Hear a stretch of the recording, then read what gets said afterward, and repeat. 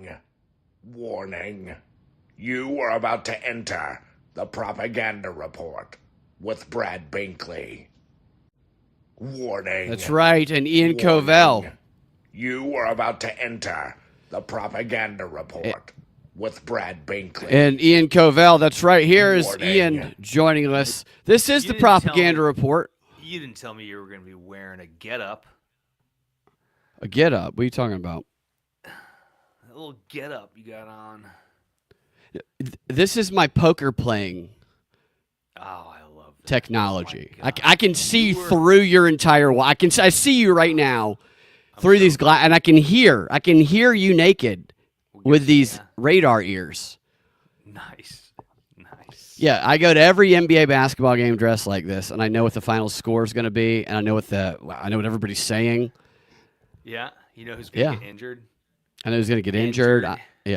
I know who's going to have sex with transsexuals afterwards. It's going to this whole be Dwight scandal Howard. Explains why the NBA sucks so much lately. I mean, it's actually been a little while now. It blows, man. So I'm sorry. it is. It's hard to watch. I can't watch that. I can't watch the NFL. I can watch college football. I love college football, especially Tech's 8-0 right now. But the NFL, it's boring, and it's not like this type of thing was when it comes to the betting new or something that we knew that kind of stuff went on, but Sure. this extreme validation of it to where I used to talk about it all the time, man. I talked about it on the show the other day where Says it's like my audio is low.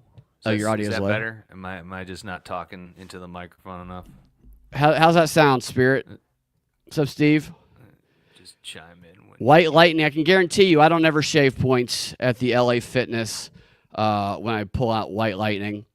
I don't ever. Although it wouldn't surprise me though if betting got to that, where you just go to the local LA Fitness and you start betting on individual players. And it's just like when you bet on what Trump's going to say in a speech. Let's try that. Sorry. Is that better? Test again. Testing. I cranked that mic volume up. Spirit. How does that sound? I can hear it, but it's often because mine's separate from what you guys hear. So we've gotten this complaint before. I sure hope this isn't my reputation. Your audio doesn't sound bad. I don't know. Oh God, that's really confidence inspiring. No, it sounds fine. It's not better. like check All right, check. How about that? Look Is at that your even better? gear. If you click on your gear, how high is that thing going up on Dude, I got on that thing. StreamYard? That thing's like 80%. Is it so? It's hitting all the way up. Oh yeah. Check. I got it hit all the way up. All the way up. That's even more. all I right. could crank. I could go fucking fat. I could go higher, man, if you need me to. Well, we'll keep monitoring the chats to see. Let's keep monitoring this throughout monitoring the the evening. chats. Okay. Yeah, one of these days we'll have a system where we can equalize our audio through StreamYard. There you go, right there. Okay, good. So Nice. yeah, I used to joke about the dildos. You know, if you want to make sure you win a bunch of money. Joke about dildos. I would never do such a thing. I'm not such a. I don't make fun of a tool of pleasure. Dildos are very serious. Yes, You you seen don't- some of them? Look, you can joke. I'll joke about anything, but not dildos. Okay. Don't you fucking joke about my dildo. That would be like a funny character where it's like he just jokes about everything, but then somebody brings Yeah. up dildos and he gets really Hey, somber. hey, hey. What's your What? fucking problem, man? Oh, what, you got one up there now? And he just beats the shit out of the person who does it. Fucking, you want to make fun of a dildo? Make fun of this one. Ah! Like that moment when you really learned your friend's weird like thing, right? He has some past where that just traumatized him. We should go into a sex shop and buy a dildo, but just keep apologizing and say it's not. But I don't. It's just for a joke. It's just for a gag gift for somebody. Do you guys have a do you have tryout room? Yeah. do you have one bigger than bigger? Yeah. How No, big? this do these isn't even come? going to touch the wall. This thing is give me something a little. Yeah. Now I went and bought a bunch of more stuff to do the Dragon Con stuff after getting rid of most of my black penis draws from last year, and now I just have all the excuse my language, purple pink pussy pops that I was going to give out, but ended up raining and not giving able to give them all out. So now I just have a bag full of sex stuff again that I need to find an event to give them out at. So any events you guys want to, political events, let me know around Atlanta. There's a I will special give them election out. coming up, isn't there? I should pass them out at the election. Pass them out of the election. Did you vote? Here's your liquor pink pussy pop. Yeah, tell everyone you voted. Put it in your mouth. Right. Now you're not really committed to election integrity until you finish that thing off. Mm-hmm. Yeah, it's a good idea. And we have the governor's race coming up in 2026, which we're going to talk about right now. Let's see. Let me get my X-ray glasses off so I can actually see. So, which you can bet on the governor's race. You can bet on, that's not as individualized of an outcome, but when you can bet on the words that people say in a speech, I'm like, well, the speechwriter can win all the money they want because they're in control of that. And that's basically what that NBA story boils down to when it comes to is he going to get 10 rebounds? But then you look at the poker thing, which they had, you saw the technology and Oh stuff, my God, right? it was insane what they were talking about. Actually, let's watch that How before do we you get into find this. yourself? How do you find yourself as the, what do they call that? The fish? The face card. No, the guy who gets suckered into being a player. At Oh, this game. dude, so this is what It's called the fish, right? Yeah, it's the fish. It's the mark. There's a fish, book the called mark. The Big Con. I talked about it on the last show. I've talked about it on many How do you shows. end up with this? Well, these are very wealthy people who have a competitive. It's like a Michael Jordan who is not very smart, and who somebody Yeah. they find You they wanna target go to this a person. real poker game. Is that how you Exactly, get 'em in? dude. And this book is a guy who traveled with these roving bands of con artists, and he created the whole lingo that they're using for this case. And this had in the 1800s, and the book was published in the 90s. The story of this, it's the most fascinating book I've ever read because if you apply it to politics, it's like wow. And what they would do is they would find these wealthy people who were gullible, who just had this they couldn't turn down like a bet or a sure thing, and they would go to them and they would say, look, this is almost a sure thing. You want to come win a bunch of money at this? Say it's easier to con a smart person. This is right because they think they can't be fooled. Yeah. And that's propaganda. That's the basis That's why of I'm propaganda. glad I'm a dumbass. Like that. dumb So as the shit. reason I talk about read the book. Anybody listening, The Big Con.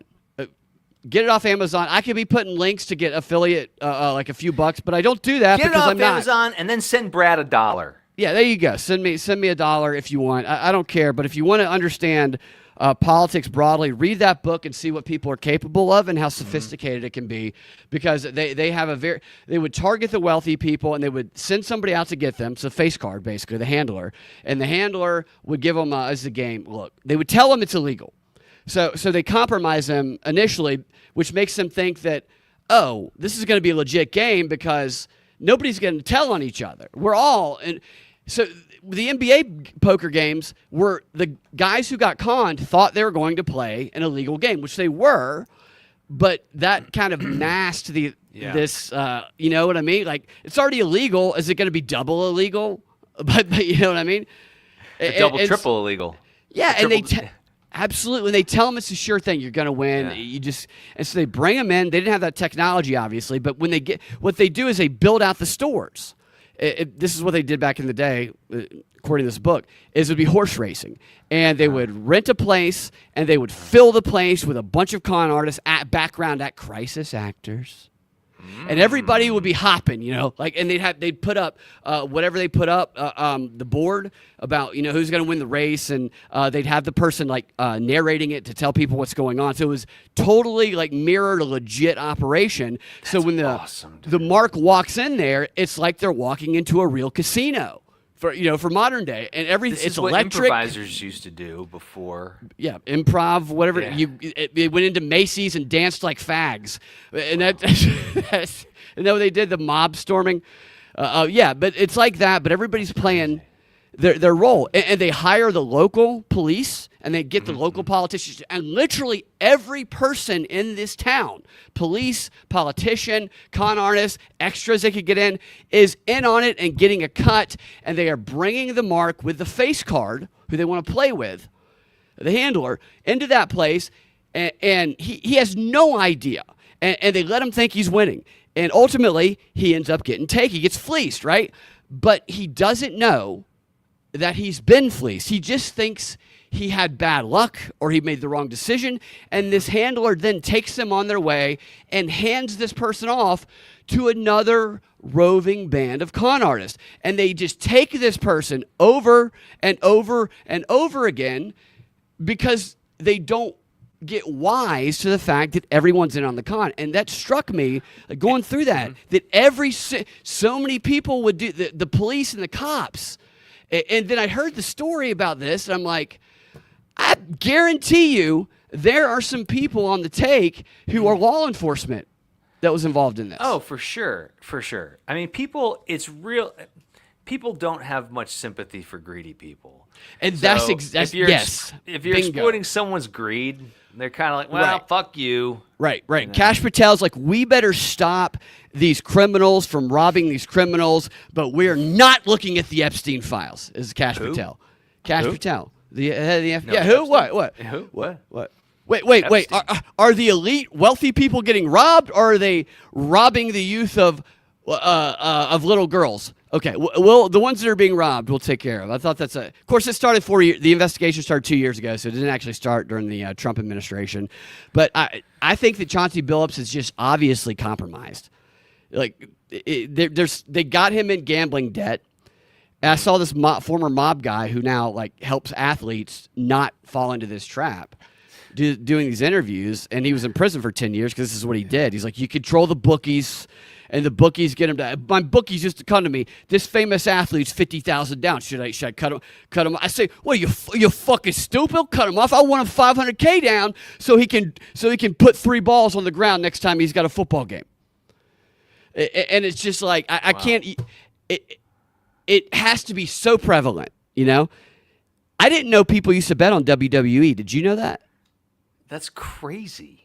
Right. Why would you bet on that? That was apparently a big thing in the 80s with the mob. Like they would go to bookies, and people would get in debt to the mob betting on WWE. That's crazy. That's like betting on a TV show. Which What do you think's gonna? Yeah. makes me wonder, maybe that's what all sports have been, right? Like 15 years from now, NBA is WWE. It's that obvious. The WNBA, maybe the WNBA is the only authentic. Maybe this explains the Falcons Super Bowl loss against the Patriots. Maybe it was just all rigged. That would be the one time it wasn't. Just to highlight how. Oh no, that was a awful straight Atlanta. legit game. That was a straight legit game. Yeah, they didn't need to cheat. Everybody bet on the Patriots. God, I mean, I passed out drunk, and then my friend woke me up. He's like, "We're losing." I was like, "Are you fucking kidding me?" I mean, if that happened again, I would celebrate it. You know, I hate them now. It's just like, and you know, it's just don't betting on sports unless you're one of those people with the X-ray glasses on. I don't and do shit. it. I've never bet on sports. Yeah, always bet on I've Kane, had- the Undertaker. I've known people who do. It's been close lessons. Dude, it's like I've bet on it before. I've bet on Georgia Tech before, like one time. And then I realized that I will never again bet on Georgia Tech because they won't cover, or it's just I know people who like have a problem with it. Like I make fun of them, but I'm also like, dude, you're gonna get in with the mob if you keep up with this shit. You know, it's just like this. It's this instant gratification, just like when you've been to casinos, right? Yeah. I mean, when you win a 3-card poker or something, like you win a $50 thing, and they start handing you those free drinks, Yeah. and it's a hot looking chick, and they pump in that cool air. It's easy to get induced into this. It's a good time. Everybody, we're winning, until we're losing, and despair kicks in. Yeah. Yeah. It's true. And I tell you what, you're not getting those free drinks, and those pretty girls don't give a shit about you when despair kicks in. I'm guessing. So I was going to talk about Raffensperger first, the Manchurian candidate here in Georgia. But let's watch this clip because this technology. So this is what interests me about the technology. The glasses are like X-ray glasses. They're talking about X-ray contact lenses that some of these people had at the poker game that everybody was involved in except the mark. If you can see through cards, you can see through something else. You can see through anything, right? So it was almost like a story about gambling. The cards weren't special cards. They could just see through any card. Well, no, they were just apparently they were like, maybe this will explain it better, but they had a bunch of high technology, but the person there who wasn't in on it couldn't see it, which was weird to me. Is he just like, I guess everybody wears glasses at these things now. Everybody should try to hide their eyes and their poker face. So maybe it wouldn't be weird if he's the only one, or maybe he's like, why does everybody else's glasses have an on green button? Why is X-ray function, at the top of everybody else's glasses? Yeah, I haven't seen this yet, but here, because where do you get that? That's what I haven't seen. How do you pay for this technology here? You get it from Russia. Right, it's fucking Russian and probably Israel, and you can use it to see how everybody voted. Yeah, and it's Russian interference. All right, yeah, here it is. This is one of the reports. Yeah, that's what I was thinking. There was no way to actually see it. That's what I thought. There we go. New reaction to the gambling scandal. I can't. This guy's voice. New reaction to the gambling scandal. Do they not listen to how they fucking talk? Maybe that's how he always talks. Maybe his wife is like, good morning. It's But like, they good all do morning. Good morning, baby. I cooked some egg. What a dipshit this guy is. Rocking the NBA. I'm ashamed that those guys would put their families and their careers in jeopardy. Chauncey Billups, a Hall of Fame player and current coach of the Portland Trail Blazers, and Terry Rozier of the Miami Heat, both seen leaving court. They're among more than 30 people arrested. All right, so that sweatshirt, now this is just a theory that people made. I don't know exactly what it said, but it said something that there's a theory going around on that is a message to LeBron. You better get us out of this is what the theory is, or you're going to be exposed. Because LeBron his name has been dropped in this, not for him knowingly doing anything, but for people who are close to LeBron feeding information about his injuries and such to gamblers. And that is a strange thing to wear to court. It really is, especially when you're the head coach of a. I mean, you'd think he'd wear a suit. You go to court and you want the judge to like you. Okay. Yeah. You, like that's your best bet. If you go to a traffic ticket, if any kind of court, you are going to be a lot better off if the judge likes you and you're nice to them. And that means you want to dress well. You want, if you have a tie, you can wear it. The worst thing you can do, because I've gotten a lot of traffic tickets in my life, and I've seen a lot of different judges, and they do not. They will say, "You wear that in my court." They will get, if you just respect them, they will. On smaller cases, not like this, they will sometimes drop your charges. They will dismiss your traffic ticket. And if he wants to be treated better, for a jury also, act like you give a shit. Act like he might not give a shit that he conned some rich asshole. And I don't care about that guy losing money either. I don't think anybody does. But still, there are regular people when it comes to the betting stuff on the games, who are being fleeced into putting all this money into stuff that they are at a severe disadvantage. People are betting the over when you got the whole mob rigging it to make sure the under happens by having this guy fake an ankle injury. Right. And I don't know if you've seen the videos of him. There's a video of the instance, one of the ones referred to in the indictment, where he faked the injury. Have you seen that? I did hear that. I saw that, yeah. He needs to take acting classes. He doesn't even act like he's hurt. He just points at his shoe. Accused of running schemes that made millions by allegedly rigging sports bets and poker games.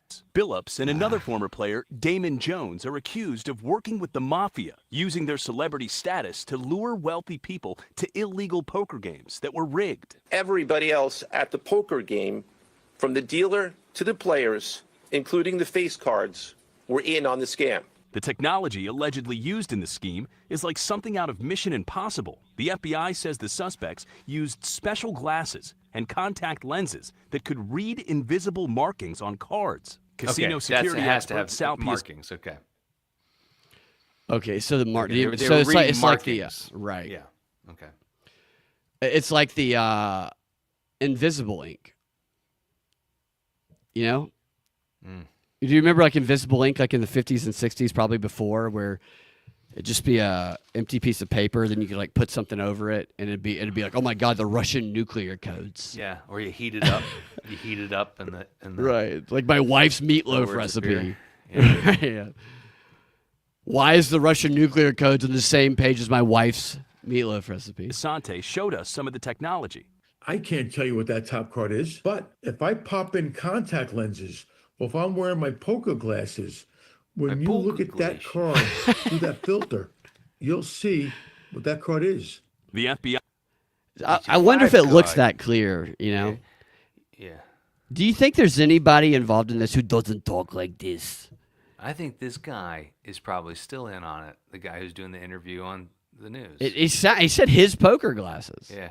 If I got my poker glasses, I can see your asshole. I could see your asshole from a mile away. I can see your dead grandmother's asshole from 50 years ago. says the suspects also used card shufflers that were rigged and What, used what is this card shuffler? I mean, this looks like appears to be an industrial piece of technology here. It's our card shuffling machine. Yeah. We played in the middle of a Jiffy Lube. Powered, yeah. It looks like an old school, like a archaic Bitcoin mining machine. This thing. Yeah. Is this what they shuffled cards with? No, we have a special card shuffle. I feel like the table is gonna collapse, guys. This Yeah. feels a little heavy. Put your finger in there. what's described as an X-ray poker table that allowed them to see face-down cards through the felt on the table. They also allegedly used what's known as an analyzer. It looks I like love how this guy has this gold. He's a typical gold chain. He's got the poker table on his back. Could you get more stereotypical guest than this guy? a cell phone, but when placed in front of a deck of cards, it uses a hidden camera to Wait a determine minute. Sorry, I talked over that. I want to see that cell phone shit. Sorry. cell phone, but when placed in front of they also allegedly used what's known as an analyzer. It looks like a cell phone, but when placed in front of a deck of cards, it uses a hidden camera to determine which player will win, no matter how well the deck is shuffled. Wait a minute. That's not a cell phone. Is that the argument here, or is I think it, that's or is what this an it app? It looks like a cell phone. It but does. It makes sure that you don't win. That's what I got from it. Yeah. No, and that I'm never going to all one right. of these games. Hey, so who would you, if you knew it was going to be honest, what person, famous person, would you play poker with Trump if you had the opportunity? Yeah. Hey, Ian, I got a game together. Look, you're gonna do well. Trump's gonna be there. He wants to meet you. You get to sit next to him. You gonna come play some poker He with wants Trump? to meet me. I don't believe you. No, he said can't he said, con me. He said, I'm not playing poker ever again unless Ian is there next to me. He's so funny. I used to go to his improv shows. I'd sneak in the back. I don't see Trump as a card player, do you? No, not at all. Dice. He's into He probably dice. doesn't. He only gambles with the nuclear Dice football and right. Yeah, let's play some dice. Maybe you play some dice. So yeah, and that's what they would go to these people who are just awestruck by these. I don't know who Rozier is really. I'm familiar with him a little bit, but like, the other guy, if somebody's like, "Hey, I bet you want to come play some poker with Chauncey Billups," I'd be like, I know. I don't give a shit. He was a good point guard for the Pistons, and he's a great player. Why would you ask me that is what I would say. Yeah. But they go to these people who've got so much money they think they can't, that they can milk them. They're just like... I just imagine making yeah. that kind of money and having money problems. Well, they get them. They get them. The way this mobster explained it, Maybe like, that's why he doesn't have a suit. Can't fucking afford I one. can't afford this. Yeah, Your Honor. Of course, he doesn't talk like that. That would be funny if Chauncey Billups talked to Your Honor. What do you want me to do? I'm trying to coach the NBA. I don't have a suit. It's a It's not like I wear a suit when I'm coaching the NBA. You're in contempt of court until you talk more black, is maybe what the judge would say. Didn't they used to wear That- didn't They used to wear suits as They used to wear basketball suits. coaches and as football coaches. And as if I ever become a basketball coach, I'm wearing a suit. yeah, or any coach. If I was a swimming coach, I'd wear a suit. Yeah, especially swimming coach wear a suit. I'd dive right in a full suit and show them how to do a backstroke. Is marked invisibly on the side with a barcode. So when this deck gets shuffled and gets placed onto the table, this camera right now is scanning those cards, and it's going to tell you automatically who's going to win. The device correctly predicting the hand closest to the device will win. and you win with a full house. 3s and 5s. Thanks for explaining poker, asshole. Experts say the sophisticated scheme shows that the mafia Wait, this is has not. modern. Does this look sophisticated? This looks like the most unorganized,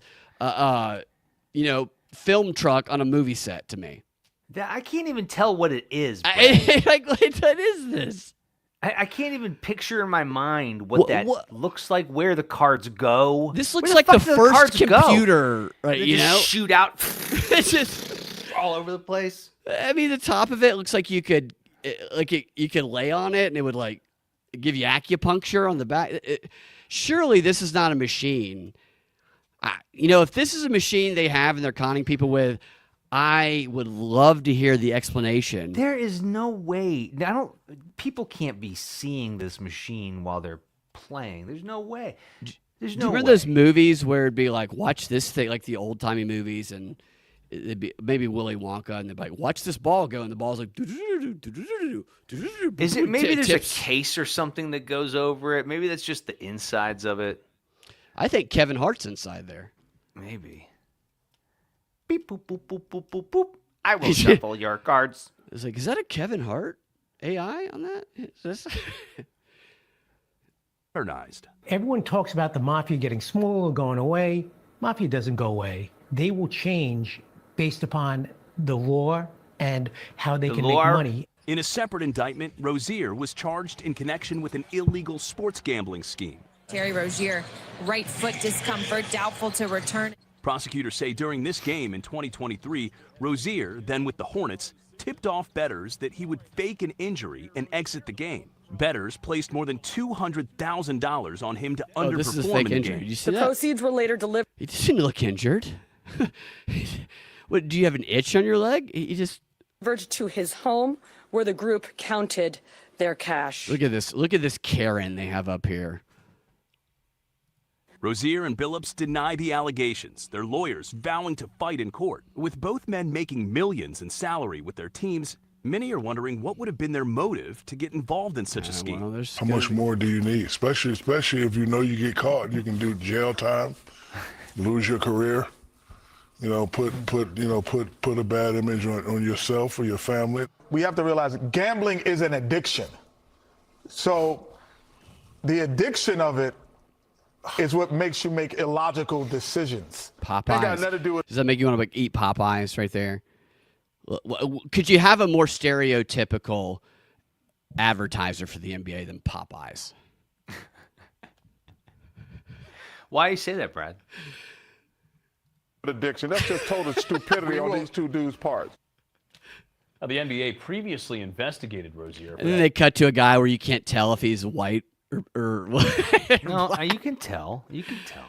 But he does look kind of like a gay Lex Luthor. He looks like somebody wearing a Lex Luthor 5-minute mask.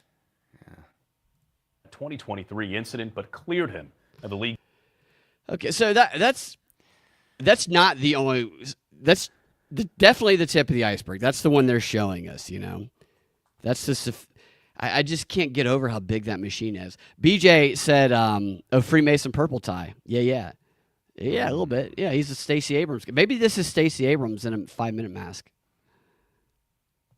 And the screen just looks. Actually, if you zoomed out, this is a giant. Like he's actually the same size as those buildings behind him. If it's Stacey Abrams.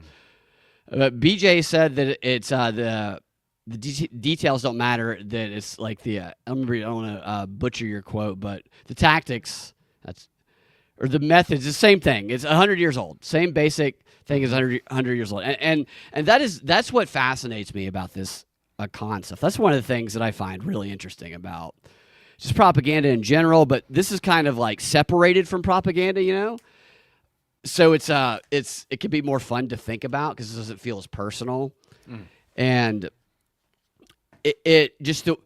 I never really fully understood what people are capable of deception wise until I met our friend's ex-girlfriend. Sorry, BJ. BG. I keep saying I know I can't help myself. It's these glasses. It keeps BG. No, you're right. Right, that would not be a good.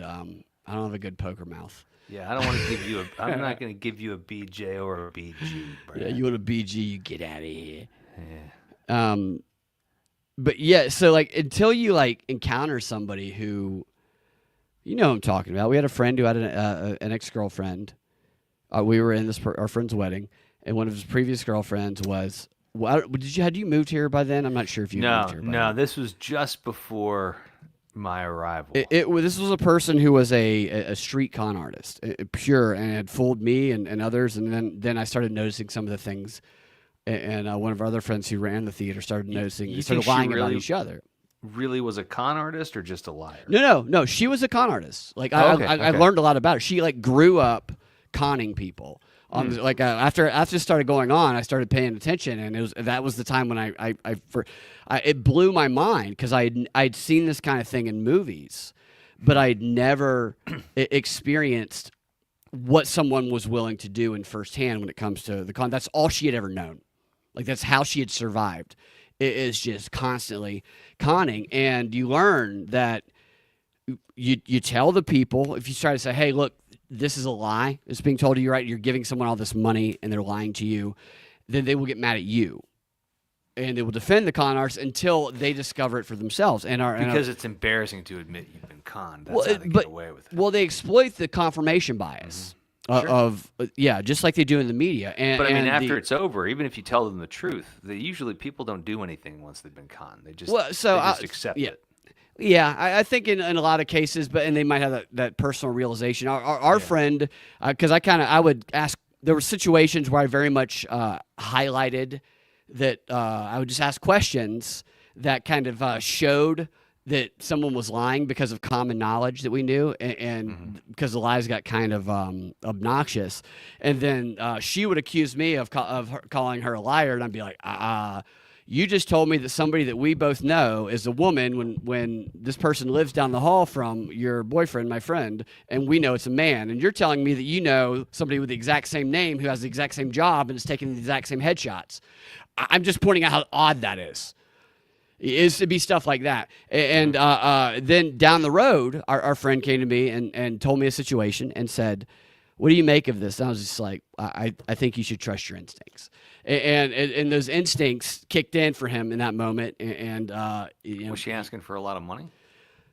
She was living off of everybody. Like multiple people we know, she was conning money from because she didn't have a job. Her job was a con artist.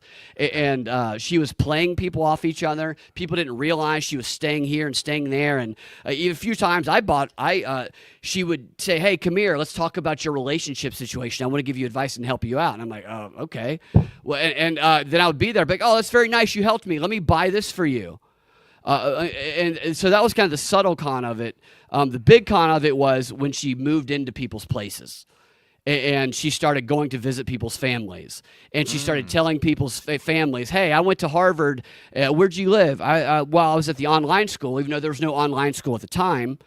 And, our friend's sister had gone to Harvard, told our friend there's no online school, and yet still the confirmation bias. And this is the power of propaganda. It's like falling in love, and the first time you fall in love, man, if you fall in love with a woman or a man who you think is wonderful, but who cheats on you rapidly, you will find every reason and excuse to justify that behavior because your confirmation bias wants what you previously believed to be true.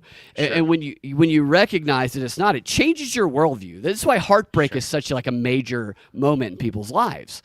It is because you're induced into something, and then when that reality, that euphoric reality, shatters, it gives you some wisdom, and it changes how you see things.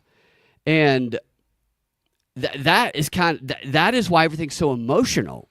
With politics is they want you to fall in love with these figures so that your confirmation bias will prevent conversations from happening. You know what I mean? Mm-hmm. Word. That was a philosophical shit, whatever. No, it was not. It was not BG. I said it right that time. No, I was much, much younger. It was BJ. Brad. No, it's BJ. Sorry, BG. Yeah. So that stuff's kind of crazy. But so you're in Georgia, Ian. I'm in Georgia. Some people listening in Georgia. I want to talk about shit. Do what? Sorry, it's getting cold as shit. It is cold here. Too fast. That's why I'm wearing this sweatshirt. Sorry. Yeah, and I step outside and I hate you. I hate you, bitter winter. Hate the I cold. feel you coming. I don't mean not in a BJ way. Like a winter is approaching away. Not an aroused winter. God, I hate it so much. Yeah, it's good until it gets too cold. So I'm glad we're not like in Alaska, but we do have an election coming up next year for the governor and the midterm elections, obviously. And Georgia is now purple state. Now it's a very consequential state for the election. We have Brian Kemp there, who's he's controlled in his own way, but Stacey Abrams and others have made Georgia very it's up for grabs. It's very determinative. And when you look at the suburbs versus the city, it is very different demographics. That is one reason I want to tell you about some of these candidates. Another reason is because you have these Manchurian candidates that are sent to all these places. When there's a big opening that's going to exert influence in any state, there's going to be someone with a shady background who is running for that office. And we have become too comfortable in America because of the divide and conquer emotional fall in love with my side so you hate the other side propaganda. We've become too comfortable with electing people whose background we know nothing about at all, or the background we've been told about them is completely fake, like AOC, Stacey Abrams, with little kernels of truth, and then just completely made up. Yeah. And so I want to profile occasionally. Yeah. John Ossoff is one of those, absolutely. And John Ossoff is going to be running for Senate again, and I don't know who's going to run against him yet. Marjorie Taylor Greene, which I like Marjorie Taylor Greene, actually. She might run against him. She's a little spitfire. Right. I like that you don't always know which way she's going to go. And so I like that. And we don't always agree, but I like her. Right. I'll do a CrossFit with her, I'll do a little CrossFit. I bet she'd be fun as hell to hang out with. Oh, dude, she parties. She's doing shots out of strippers' cleavage, dude. She's doing that. Yeah. Just like Chuck Schumer. And Nancy Pelosi. They're both doing shots out of Nancy Pelosi's cleavage in Congress. Right now. But the candidate I'm talking about, the Manchurian candidate in Georgia, that the media definitely wants to win, that Democrats want to win, that those who are pulling the strings want to win, is Brad Raffensperger. You think so? Absolutely, because Brad Raffensperger has been controlled opposition for ever since. He used to be a Republican. No, he is a Republican. He is a Republican, but and that's why he's a Republican in name. He's a rhino. Gotcha. And you think the Republicans want him and not? No, not the Republicans. I think the Democrats want him to win. Absolutely, because he has been there. He has done the work of the Democrats in the state of Georgia for the past 8 years. Gotcha. Or 6 years. Horse? Yeah, ever since he became the Secretary of State. All right, it's good to know. Garland Favorito, and this is why I'm telling people this, because they're going to be presenting Democrat options, and they're going to say, well, look at this well-known name. The only reason we saw that the Democrat options are looking so bad that it's going to be right. And this is my point. He is a Democrat option. He might as well have a hijab on. Brad Raffensperger. Brad Raffensperger was praised by the Jan 6 committee as being someone who did the right thing. Brad Raffensperger is who Trump blames for losing Georgia. Brad Raffensperger was the guy on that phone call, that infamous phone call where Trump said, let me find 11,000 votes, where anybody who listened to the actual phone call, which is an hour long, I do remember the phone call. Yeah, I've listened to it. I've played on the show many times, and on my Patreon, there's like a condensed 30-minute version of it where it's abundantly clear what Trump's doing. Exactly. It's somebody who believes that he won because there were counties in Georgia, and this is not even in dispute, where there were votes that went to Biden that were found to flip to Trump. It's the explanation as for why that is in dispute. And so this is, just find them for me, then you don't have to waste your resources anymore. That's what's obviously being said.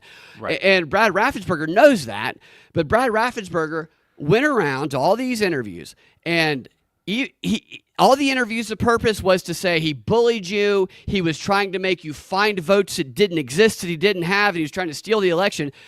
You felt intimidated, and Brad Raffensperger never answered that question. I used to play these clips a lot. Right. He actually never said, yes, I felt intimidated. He just changed the subject, and he allowed every segment to be about that, even though he let them say it, and then he became a darling. He became the only person, the only Republican willing to stand up to Trump. And now all the articles, let me show you how they talk about him now that he announced. They're very excited about his run. Here's Brad Raffensperger, the announcement. Brad Raffensperger, I believe, which I'll show you the evidence of this, and this is speculation. I believe that he is a CIA plant. I believe he comes from a CIA family because he's not a Georgian, not in the least bit.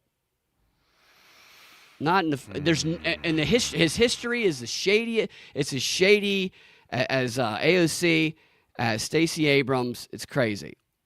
Wait, where's that thing? I'm disappearing again, aren't I? All right, let's try that. Can you see that?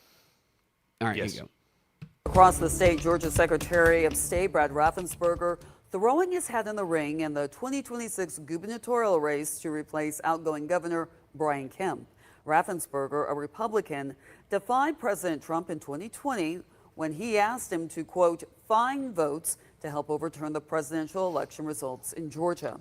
In his announcement video, Raffensperger said he follows the law and the Constitution and will always do the right thing for Georgia. I love how the guy to his right looks like he has one of those machines, those card machines. He does look like, he looks kind of like, he's got a little Kid Rock vibe going on. He does. Like Kid Rock meets a Penn and Teller. Yeah. No matter what. He joins State Attorney General Chris Carr and Lieutenant Governor Burt Jones in seeking the GOP nomination. So that's how every single thing that I found. I think Burt Jones is going to be the guy. I don't know who's going to win, but I know that there's vultures on all angles trying to capture that seat because of the position of power, being governor of Georgia. Now Raffensperger, who again, I'm going to tell you why we should be looking into the background of these people instead of just having our attention directed at there's the Muslim, this is the Republican, we must stop them because the Republican might be even worse. Let me tell you a little bit about Brad Raffensperger. Brad Raffensperger, he was born in, we don't really know. We're not really sure where he's born.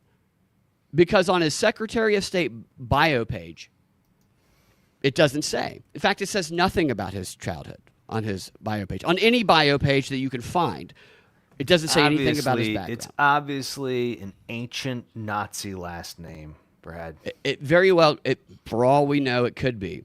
And up until a month ago when he announced, there was not any article anywhere on the internet because I covered this guy for years because of the work that Garland coming on the show talking about his work. Garland Favorito of Voter GA actually met with Brad Raffensperger in 2019 to warn him because Garland Favorito is a voter integrity expert, been doing it for 30 years. First time I met him, he was on WSB with us telling us that he believed that based on what they had found, that John Ossoff actually beat Karen Handel. So he was not a bias operator. He was just telling us what the information they found did.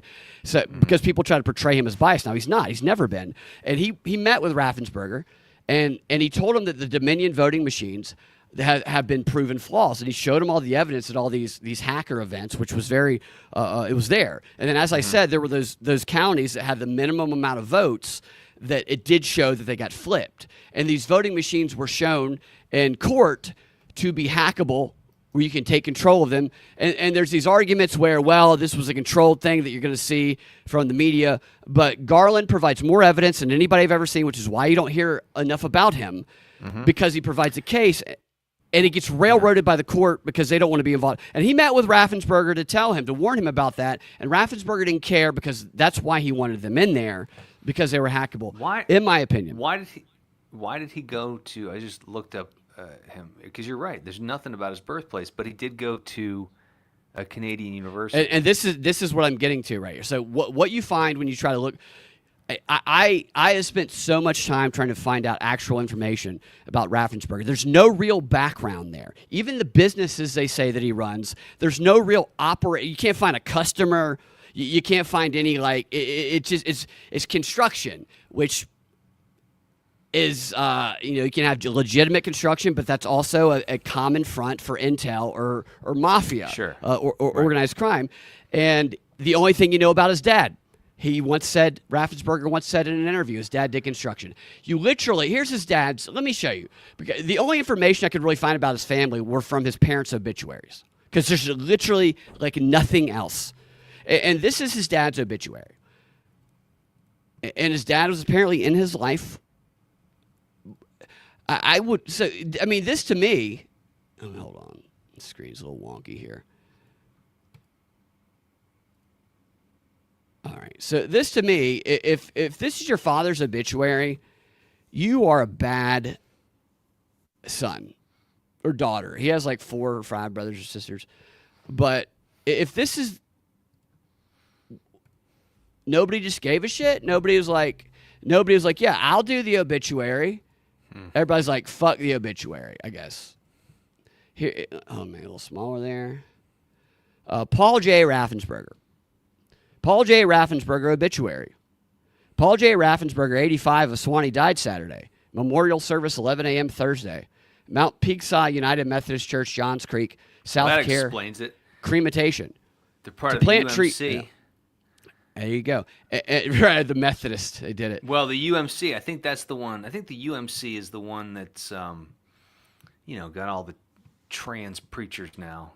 Oh, do they? Wow, I hope not. Fucking deep in that shit. But do you see what I'm saying? This is not an absent father. This is not somebody who was found on the side of the road who had no family.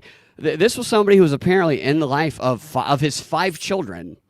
And this is the obituary. Is that not? And this is not the only place that you find this. I looked everywhere. That's it. That's all you get. Wow. What's your dad? My dad did construction.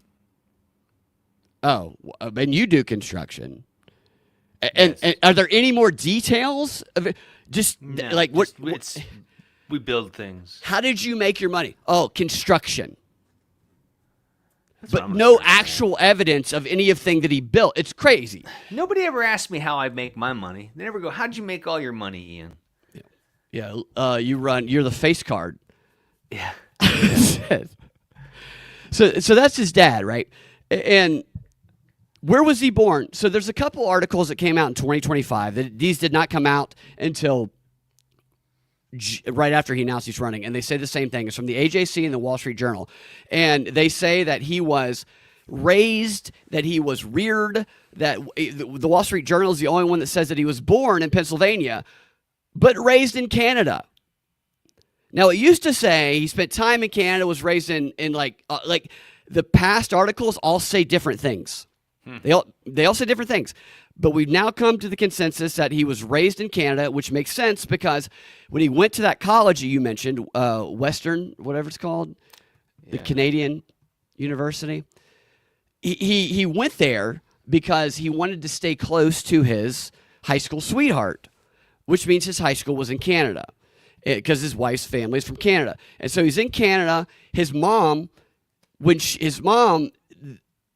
can only learn stuff from her obituary, it's basically like she was a very successful woman. She had all these kids, and she moved her children around a lot from New York to Maryland, which is a CIA hub, to Ontario. And then she was a realtor in the 80s. So she stayed in Canada in the 80s. And his brother lives in Canada. I speculate that he was born in Canada. That he deport his ass, deport Brad Raffensperger, get Kristi Noem Sextile on him. The laws about whether or not you could run for governor if you're not born in this country are different, so you only got to be here 5 years, so he could. But I believe he was probably born in Canada because they would have said where he was born before. They would not have kept it such a secret. No one in Georgia is going to vote for him if he wasn't born in America. Exactly. That's just not going to, and that doesn't matter what side of the aisle, no one's going to vote for him. And because he becomes kind of a fraud. What are you doing here? Yeah, what do you do? Why would you want to govern this city? I mean, right. state. And why is your mom, who does oil paint, it's what it says in her obituary, moved her family around a lot doing oil paintings. I'm like, that's like the exact, her obituary reads like what a spy who died's obituary would look like. I mean, it is. It's like this. Oh, wait. She had to move her businesses. And this is what it says in it. Because of her oil painting locations changed.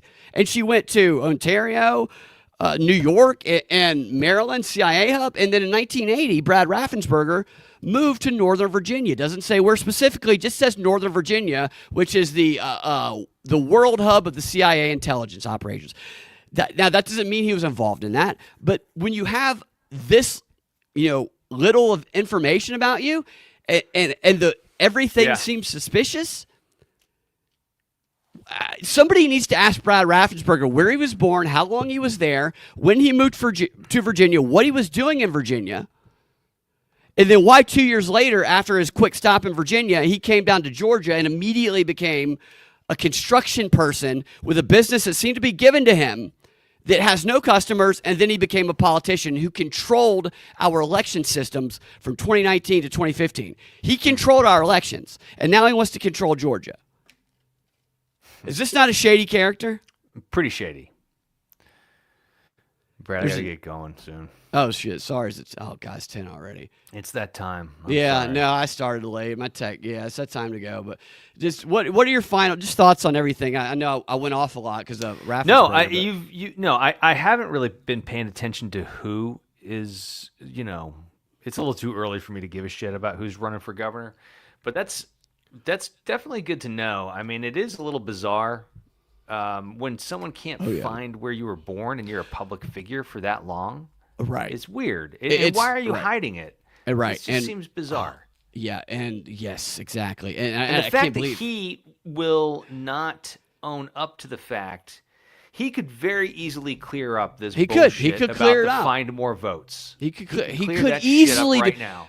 But it's what made him a household name. It talks about that in these articles. He's a household name because he stood up to Trump. Now, I forgot to show you this. This will probably piss you off the most. This is his sister. Okay, I pointed this out years ago. I found it again. His sister is a rabid anti-Trumper. This says this is one of those. I'm gonna resign. Why is this? What's this about Mueller and Trump Jr.? All I see is good-looking guy with a beard talking about.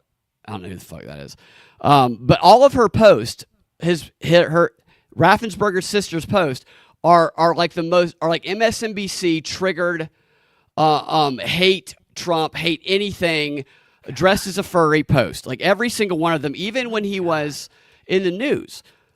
She has lists. You look at her list. She's made like 100 lists of just I hate Trump list. And she's like identified people that she's put in these lists on X. This is his sister. Oh my God. That's crazy. And she used to tweet at him until he changed his Twitter back when he got the account there. Isn't that nuts? That's is a guy who's a Republican, apparently from Canada with a sister. It's just crazy. Yeah, I'll send you that link if you want to read through the shit that she says. Yeah. So that's Raffensperger. Right. And this is every single fucking article. Who rebuffed Trump runs for governor. All of it. But you know what he's saying now? He's saying Trump did a great job on the border, and he's trying to pretend to be a Republican. And this is why I'm telling people about this. Because this guy's a fraud, and people have a short memory. That's true. Yeah. I'll let you go. I kept you too long. But no, it's all right. It was great. It was great hanging out, man. It's good to see you, man. Yeah, you as well. And it was fun hanging out, everybody. I'm just a little baby. No. Just go get a BJ. BG. I gotta go get a BG. Yeah. You go to bed, dude. All right. All right. Have a good night, man. All right. See you later, dude. Thanks for hanging out. See you, man. What's up? Atlanta Constitution Sunday. What's on page 8? Raffensperger's plea deal required him to buy it. Oh, that's his son. No, yeah, I know about it. His son died in, when was it? His son died years after. His son died when he was 38, I think in like 2018. Actually, his son died the year before he became Secretary of State. That's when his son died. His son died of allegedly a fentanyl overdose. And in 2007, his son, what was it? I can't remember what the thing was, but it was a big story because Raffensperger's son was sentenced to having a coffin. If you ever watch Seinfeld and the pilot they do in Seinfeld where Jerry's like, he's sentenced to be my butler because we got into a car accident. Well, they sentenced his son because of the drug problem to having to have a coffin in his house. And Raffensperger supported it. And sadly, his son died years later of a fentanyl overdose. That's the story. And then Raffensperger the next year became the Secretary of State. I don't know what the connections are with any of that. I know that was his oldest child, and I know that was his child that was born in North Virginia. Because that's how I finally found Raffensperger giving a quote to an Indian guy in some random interview admitting that he lived in Northern Virginia for a couple of years, is by researching terms associated with his son who was born there. And his son has kids, grandkids, kids, it's Raffensperger's grandkids. It's all very strange. He was a Canadian intel. That's what I think frightened me. Canadian intel plant. Yeah, that is going to be my assumption until he answers any of these questions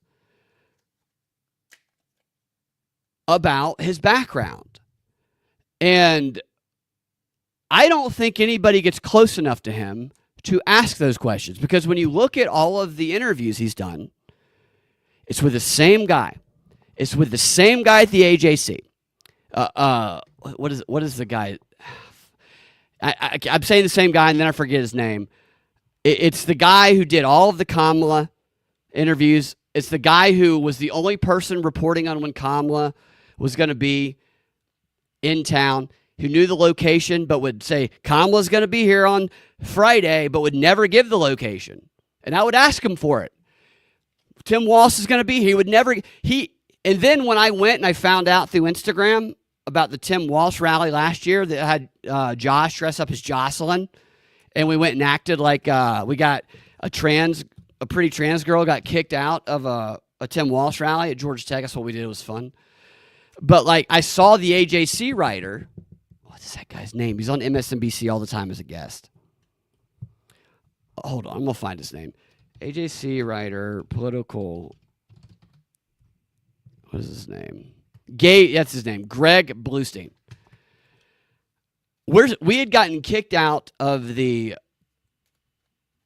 Tim Walz event at a pizza place at Georgia Tech because I kept telling them I was on the list. I had a fake press pass, and Josh was dressed as a girl. And he was standing next to me, and they didn't want to have to reject us because, he was a trans girl. And I kept telling him, I kept telling the people, Tim Walz is her hero. All she's ever wanted to do is meet Tim Walz. And then they finally, after like 15 minutes, said, you can't come in. And one of the guys realized we were messing with him. And then there was a long line of people waiting to get in. And so we walked by that long line. And Josh had a wig on, he had a dress on. It was hilarious. He's hanging his head. And we're walking by this long group of people waiting to see Tim Walz. And I'm just pointing at Jocelyn. I'm going, they kicked us out because she's trans. Tim Walz is her hero. And it was so great. Everybody was appalled. But we had to go across the street. The police made us go across the street. And Tim Walz hadn't arrived yet. So the crowd was inside, and then the bus, all the buses pull in. And Tim Walz and all the people, you see him file in. And then who walks out of the Tim Walz bus? Greg Bluestein from the AJC. I started heckling him. Oh, that's why it was not surprising at all, and yet still shocking to me. And this is the same guy, who does all the interviews and the reporting from the AJC on Brad Raffensperger. It's the same guy. It's a controlled guy who gets access strictly because he says what they tell him to and does not ask the questions they don't want him to ask and does not say the things he's not allowed to say. And this is the person who's propped up as some sort of credible journalist. And this is the only mainstream information that the country is getting about Brad Raffensperger, because everything is mirrored through the frame that Greg Bluestein questions him about, and that frame comes down from like CNN. So CNN and MSNBC and all that, they start the narrative. I don't know if memos are sent out. I'm sure they are. But then the narrative framing, just discussing it, then becomes the exact questions that Bluestein asked. And then those exact questions are then reflected again, reinforced, because you got to hit it in that brain to brainwash people. You got to do it multiple different ways, saying the same thing. They then say that to hit it in. And no actual question is ever asked of this person, who literally has the shadiest zero background of any politician I've ever researched. And I've researched a lot of them. I learned a lot about Stacey Abrams. So I've gotten credit for Stacey Abrams losing the 2018 Georgia governor race because I exposed the stuff about her burning the flag. I was the one that found that. Even though the New York Times and the mainstream media said it just emerged. It didn't just emerge. I found it. They were burying it. I found it using newspaper archive research. And I found images and photos of her. Then I found information about her family and how they trained her to do this. And we put that out there. And WSB, to their credit at that time, they did say, yes, this came from us.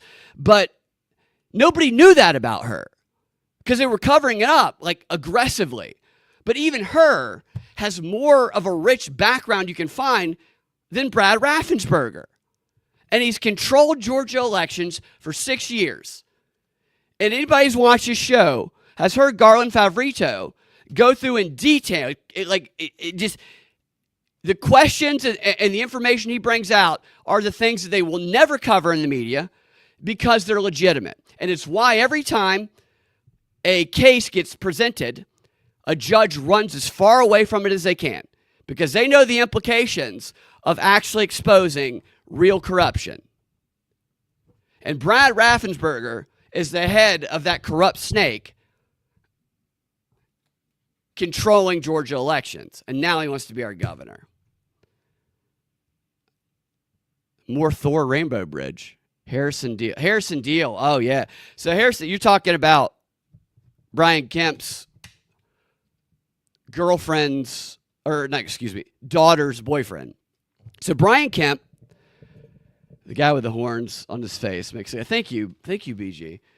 Brian Kemp was all on board supporting the Garland Favorito and Voter GA's election integrity battle. I mean, that's what it was because they're not making money off of it. I mean, they don't make money off of it at all. Like, I've known Garland forever. There's not a more legit person or group than you're going to find, the Garland Favorito and Voter GA. And they go through the excruciating details and the data points that it's difficult. You got to want to learn about it because it's a complicated scheme that these people do so that people will tune out when they are distracted by information, and then they just start calling people conspiracy theorists. When literally every time he proves something, the court would say, if you prove this, we will then give you a bigger forum and we will take this up to the appeals court, or like a bunch of different ways they would say that. And then every time he proved it, the judge ran from it. Every single time. They railroaded them on process. It was never, they never kicked these cases out based on merit. It was always they would find a period.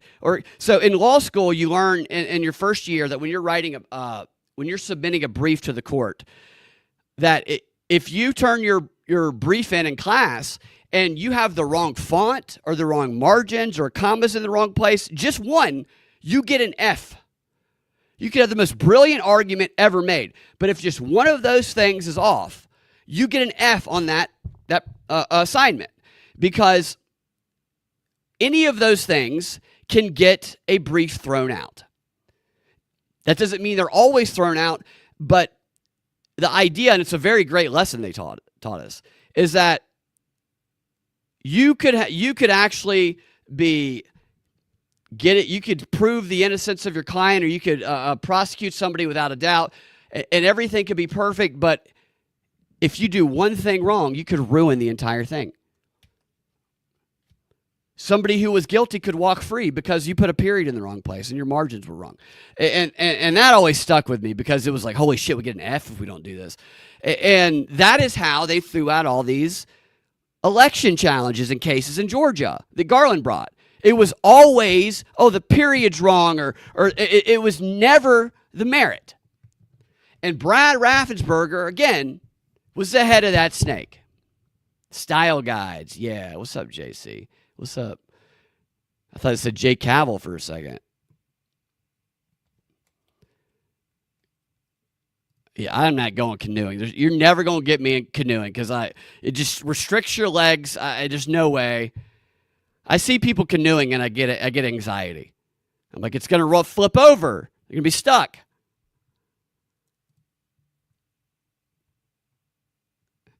Indivisible is starting to be called out for terrorism ties. Yeah, that's funny, isn't it? Frightening me. I'm glad. So, yeah, the Indivisible is... I've been covering Indivisible since 2017. You can go back when Trump first won, and these organizers said, we have to rise up and stop. This was an opportunity. So the Indivisible organizers loved that Trump won initially because that is what made them rich. That little mousy bitch and her little AIDS-infested boyfriend. I mean, that guy looks like, every time I see him, he looks like he's shrinking and the AIDS is hitting harder. And there's no way those two have ever had sex, ever. But they were the perfect couple to lead all of these people, and they were congressional staffers. And they were given Saul Alinsky tactics, and then they were put on MSNBC and propped up by Rachel Maddow. The Invisible Guide, how to stop what's about to happen to you. Look at these faggots with AIDS. I'd say that, I just want to be clear, I'm also talking about the girls. So I'm not talking about any gay thing. I'm just talking about their being gay. You know what I mean? Not in a gay way. Just like it's not retarded in a retarded way. It's just stupid and retarded and gay. Which is not, everybody is a little dumb and retarded and gay sometimes. Just these two are all the time. And they made these people rich by conning your grandmothers, your lonely grandmothers, and your lonely LGBT women in their 40s. And they would try and get black people to come to their things, which their organization's funded by Soros and others. I remember I used to do their trainings all the time. One, because I thought they were hilarious, but two, because I was like, man, these are the tactics they use to radicalize these people into, as I talked about earlier, just accepting whatever actor candidate that is given to them simply because all they're focusing on is the hate and the fear coming from the other side. That's how you get AOC. That's how you get Jasmine Crockett. I mean, look into their backgrounds. AOC's entire story is a fraud. Her entire story is a fraud. She was not a bartender slinging drinks to survive, okay? She had started 3 businesses already at the University of Boston, one of the top in her class. She had basically auditioned. There was an international organization that she learned activism tactics from. And then was selected because she was the best and had the best tits. And then they said, we need you to relate to people from the Bronx. Somebody who graduated from Boston University at the top of their class in poli-sci, who has already started 3 media companies as a 21-year-old, who's been trained internationally in activism tactics, that's not somebody your everyday worker in the Bronx relates to. So you're now a bartender slinging drinks after your father died.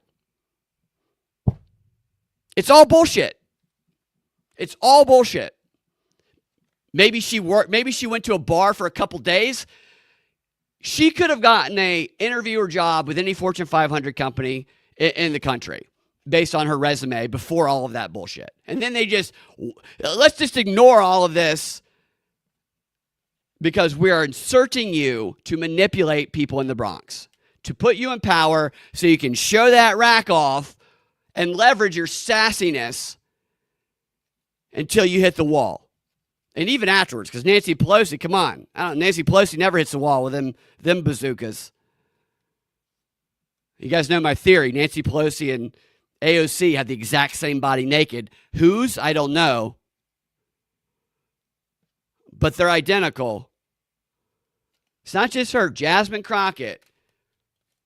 It's people selected to instigate, to antagonize, to make people identify with. And it's all takes us back to the big con. To Chauncey Billups as a face card. Why is he the face card? Because the wealthy people they're targeting must love basketball, and they probably, millennials, maybe a little older, they remember Chauncey Billups' heyday with the Pistons winning the title. And somebody says, hey, Chauncey Billups is in this game. Chauncey Billups? Could be, I mean, that could be like Michael Jordan. They would get Michael Jordan if they could.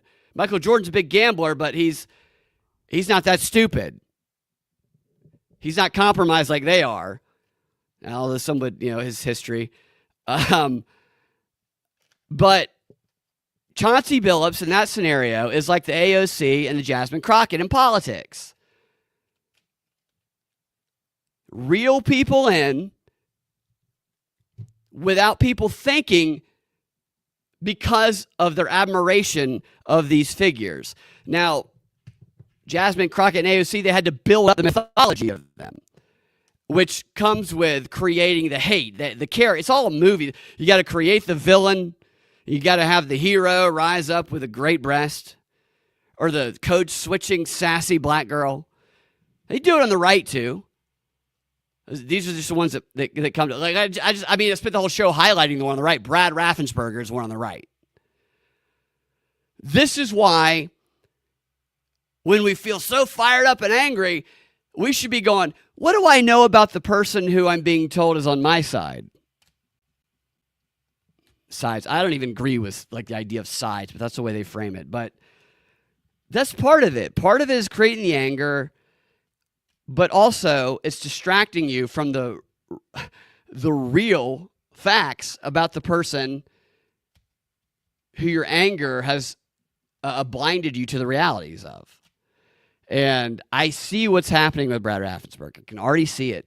They're already trying to whitewash his history. And they're trying to paint him as a guy who's just, he's going to do this and that. Because George is very, where he's going to be appealing to, very Trumpian in his appeals.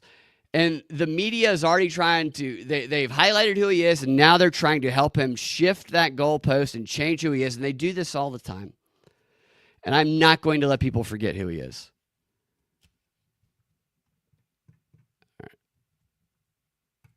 Frighten me, dim heavy. Yeah, dim heavies. There you go. Look, like that. I'd be willing to cross. I'm not on. People would probably say that I leaned right. I think. I don't know. I try not to identify as anything because then people pigeonhole you. But look, if I were on the right, I have to say dim heavies is a reason to reach across the aisle. You just got to give him a grab. AOC has the Mr. Ed face. Well, I mean, I actually have never seen her face. Mike Benz does good coverage on this. I've seen some of his stuff. I should watch more of his stuff. I know he's good. I just kind of get when he starts playing music and dancing around, it cringes me out a little bit. But I know he is very knowledgeable about it.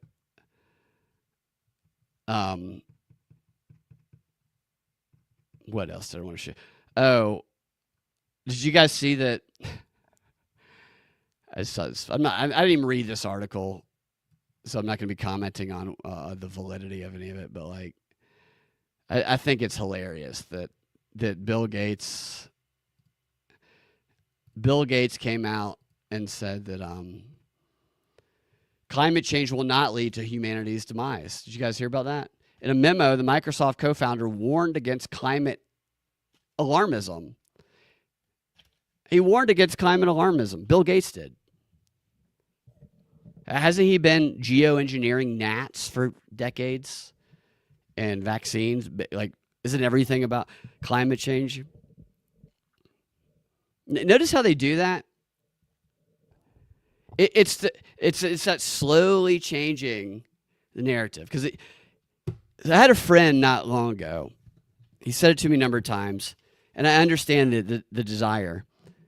He's like, when are we going to be able to just show all these people that we were right about COVID and other stuff? When will they realize you were right about everything?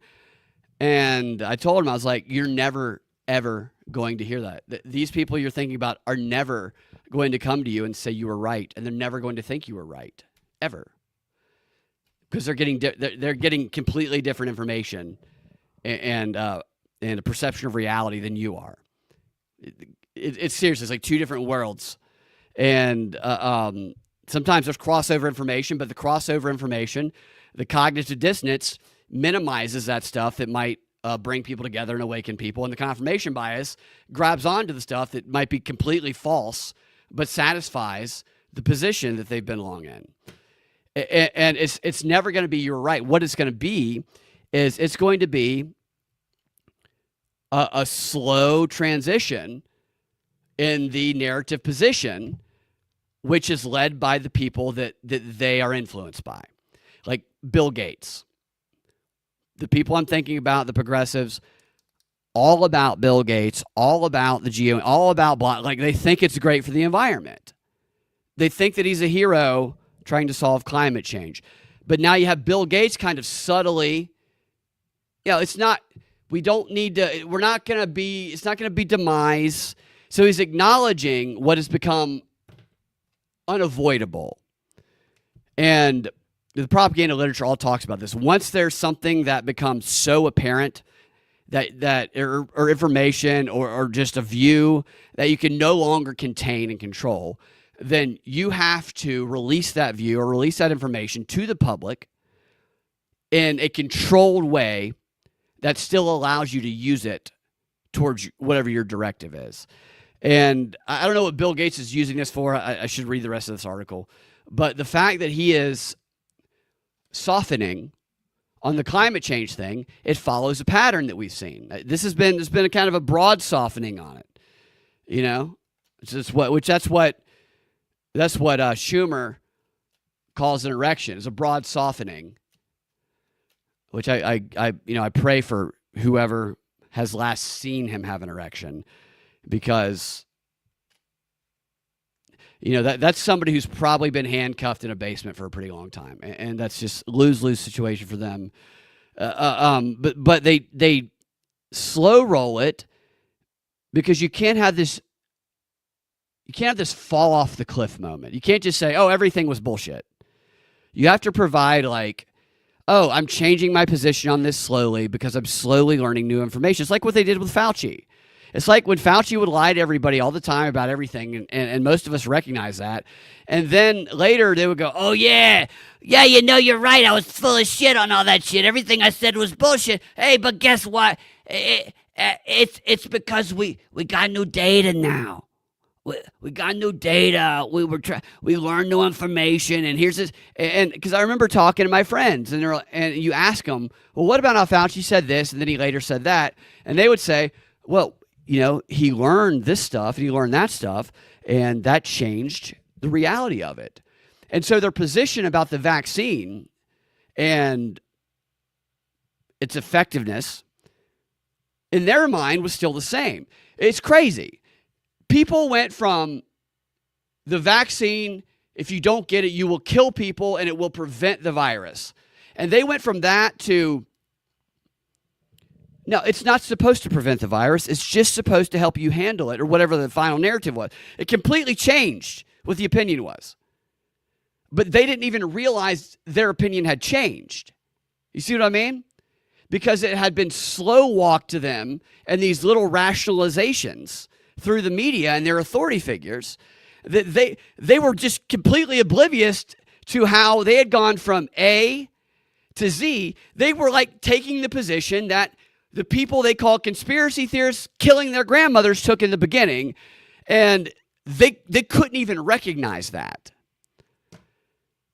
And that's why you're never going to have the, oh, you're right moment that my friend was asking about. And that's what they're doing right now. That's what CNN is doing right now. CNN, you probably noticed, has started to act more middle of the road. Jake Tapper has started to do the opposite of what he used to do. He started to say, what would you say, Mr. Democrat politician, about how the Democrats are refusing to vote on the government a shutdown bill? The Democrats are keeping the government shut. The past 8 years, it didn't matter how obvious it might have been the other way around. He would have always said the Republicans every single time. Every time. And now he's saying the opposite. Right after he made a bunch of money writing a book claiming to expose that Joe Biden had mental problems and there was a cover-up. He was part of the cover-up, and he made millions of dollars writing a book pretending like he wasn't, and pretending like it was Joe Biden's inner staff that were the only ones that he was fooled by. So the thing that we all noticed for years, and we called out and got called conspiracy theorists by Jake Tapper. Jake Tapper profited to the tune of millions of dollars off of taking that same position and claiming to be the first one to recognize it. And that's something to remember, because I see this going around. I see people sharing clips. Look at Jake Tapper finally getting it. No, he's not finally getting it. He's a con artist who is reflecting your views right now. And it's like to say, yes, he's saying what I'm saying. He made millions of dollars off of a position that he demonized you for a few years earlier. Don't forget that when he says shit that you agree with right now. He's a con artist. And because he sounds like you or says things that you go, you're right, Jake, that should make you even fucking madder, in my opinion.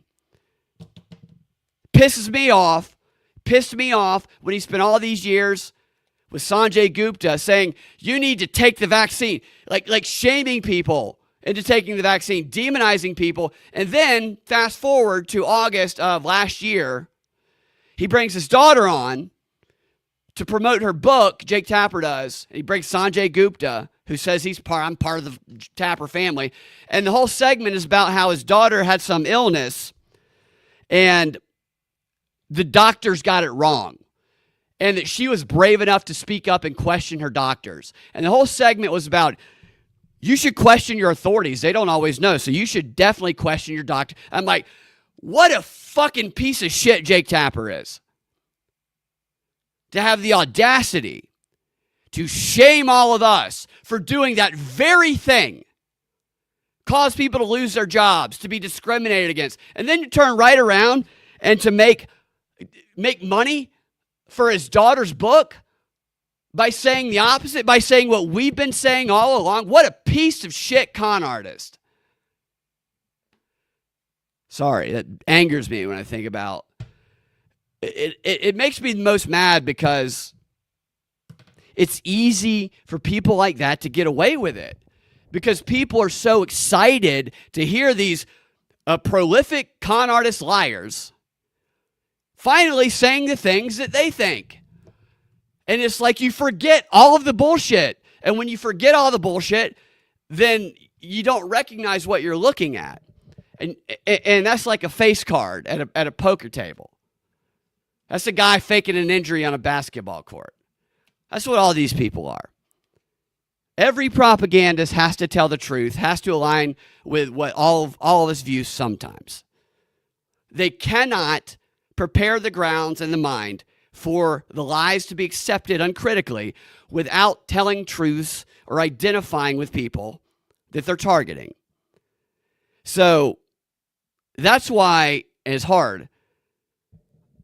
I get mad at the online, I'm not going to go deep into it, but the online thing, people are mad about like the Candace and the Josh Hammer stuff because of the Israel and trying to find Candace exposing the control, whatever. I don't even know what they're fucking fighting about specifically because it kind of changes.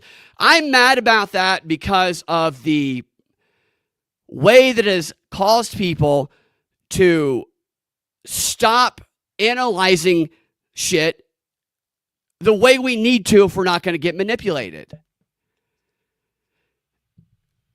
You can agree, you can hate Josh Hammer and the Zionist and Bibi Netanyahu. I think Bibi Netanyahu is a supervillain. You can despise them, but you should never think that everything out of their mouth is false, because then you are going to believe some true things are false, because every liar has to tell the truth. Otherwise, their believers will not believe the shit they say. You can hate Candace, but if you think everything out of Candace's mouth is going to be a lie, then you are going to believe that something that is true is a lie. It is the information, because all of them, whether they're right, left, whatever, or whether they're just making mistakes, everyone gets it wrong. And propagandists have to tell the truth in order to successfully lie. So separate the fucking content from the mouth it comes from, completely sever it, analyze it the best you can, and that's going to be the closest path to truth. We all have inclinations about who we trust and what. That's fine. But like recognizing those biases, because these are the things they exploit. Get us all charged up. Man, I get it. I get charged up too. It's just like, if we could stigmatize getting butthurt over when people disagreed with us, then it would solve like many of society's problems. It would totally just cripple the whole divide and conquer strategy that's been dominating us for a long time. If we're like, oh, cool, we disagree, let's talk about it instead of getting mad and trolling each other for 18 hours. And it's just, I get that it can be fun. It is fun. But it's also, it's wild how like quickly people can be divided up using social media, you know? And the right is very much divided up over some issues, not all issues, but like when it comes to the Charlie Kirk investigation, you know there's not going to be a trial for 3 or 4 years. That's not going to happen for 3 or 4 years. The Kohberger case in Idaho, I think it took like 2 years, and they didn't have 3,000 eyewitnesses to be interviewed.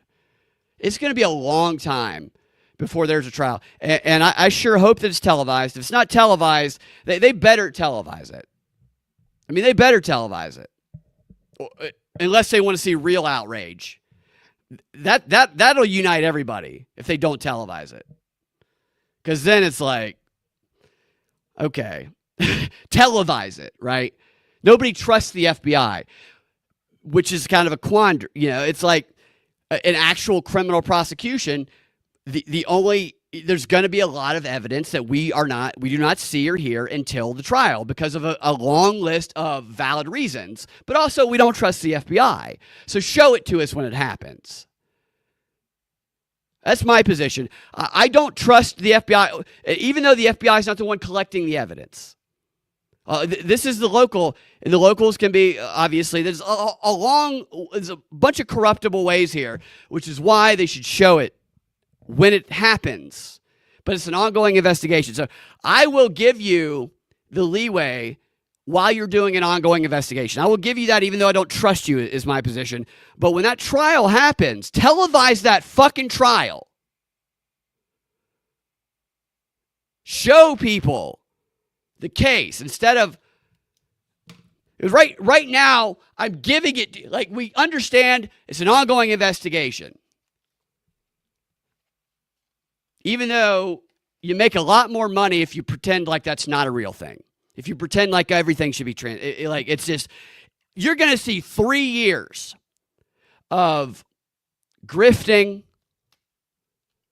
off of one position or the other. And if you want to make some money, this is influencer. If you want to be an influencer, this is part of the model. I'm not talking about any side. All sides do it. Right now is the time for you to grift as an influencer. If you want to become a grifting influencer, start now, because you have this video. You could pick every minor detail and you could grift the fuck out of it. You could make a lot of money. You just got to be okay with yourself doing it. Everybody's lying. Everybody's lying. And I'm not going to trust any of them.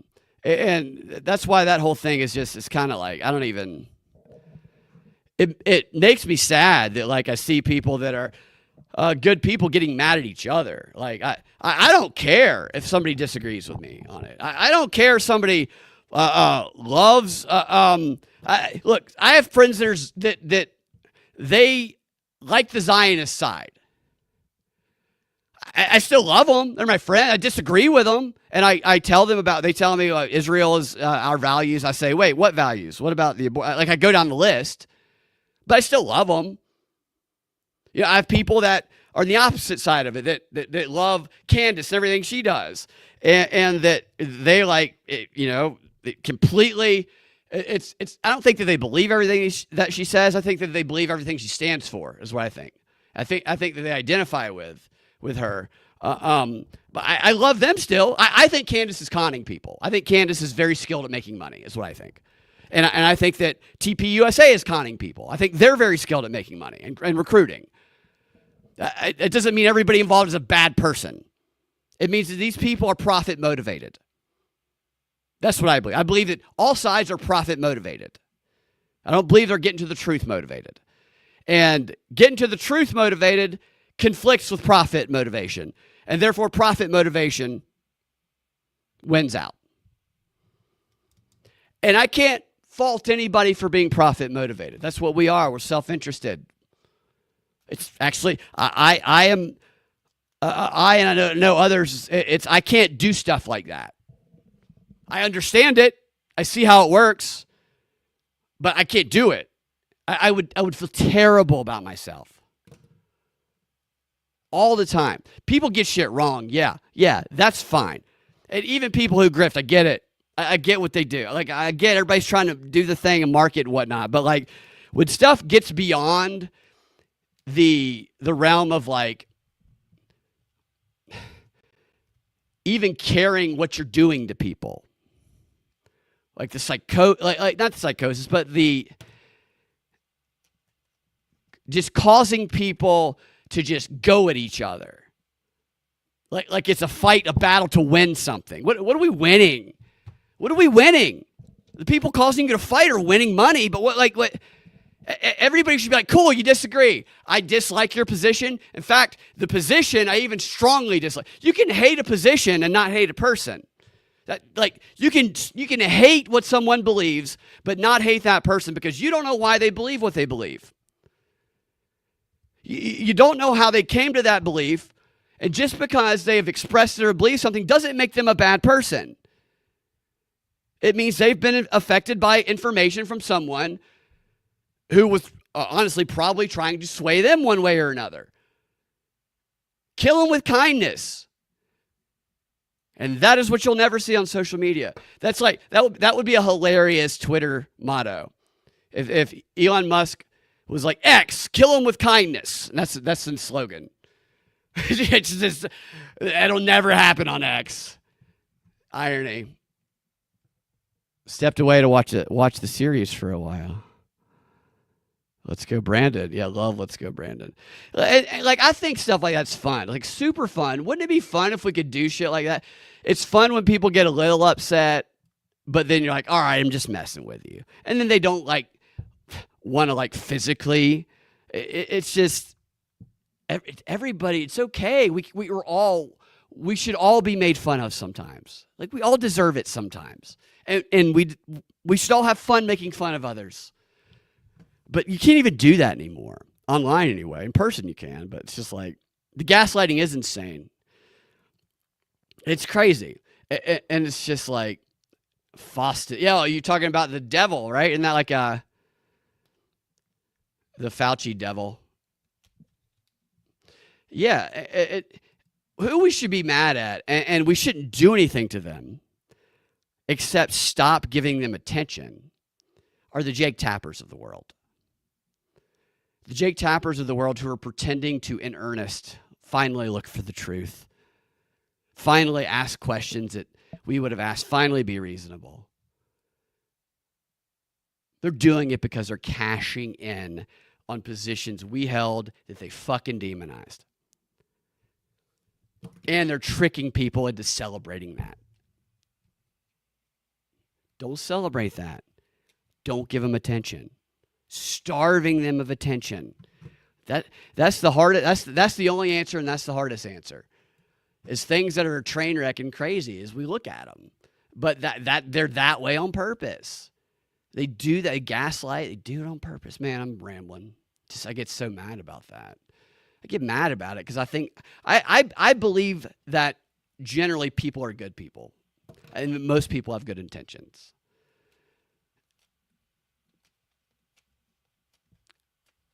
On social media, people become different. They become another motherfucker on social media. It's crazy. I've met so many people who I know online and that I met in person, and almost every single one of them, not all of them, some of them are straight up cool, like just like they are online. But a lot of them are just like, wow, they're cool in person, but it's just like, wow, you're not at all who you are on, which I'm happy about. Because in person, everybody seems cool. They're so nice. And it's just like, who is handling your accounts now? Like, that's not the person I met.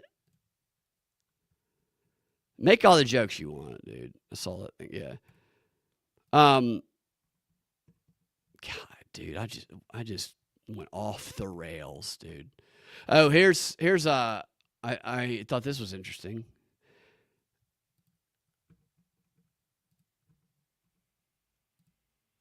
Average American spends 48% of paycheck within 48 hours after receiving it.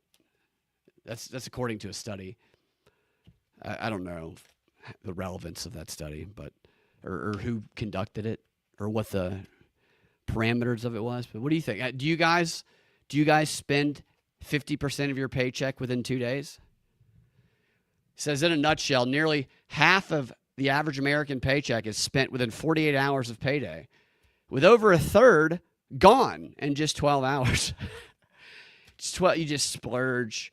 Now, I wonder what salaries they're dealing with here. The control group are these teenagers who are working for the first time. Of course, they're going to spend it right away. Okay, maybe it says here.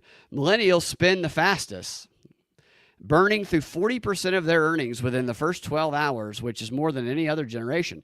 Gen Z workers paid $275 in overdraft fees and late fees over the past year, compared to $27 for baby boomers. Do you guys ever pay late fees, overdraft fees? I don't even go to the ATM anymore. Isn't that where overdraft fees come from? Every now and then I'll get some cash out to have it, but I used to get overdraft fees all the time when I was in college. Among the stressed workers, 62% say being paid daily or as they work would improve their financial wellness and cut stress by an average of 57%. Okay. But would it though? They don't know what that would be like. If they're saying that would help them, it's because they're not getting paid daily. Who's to say if they didn't get paid daily, they're not just like, let me put that into the OnlyFans.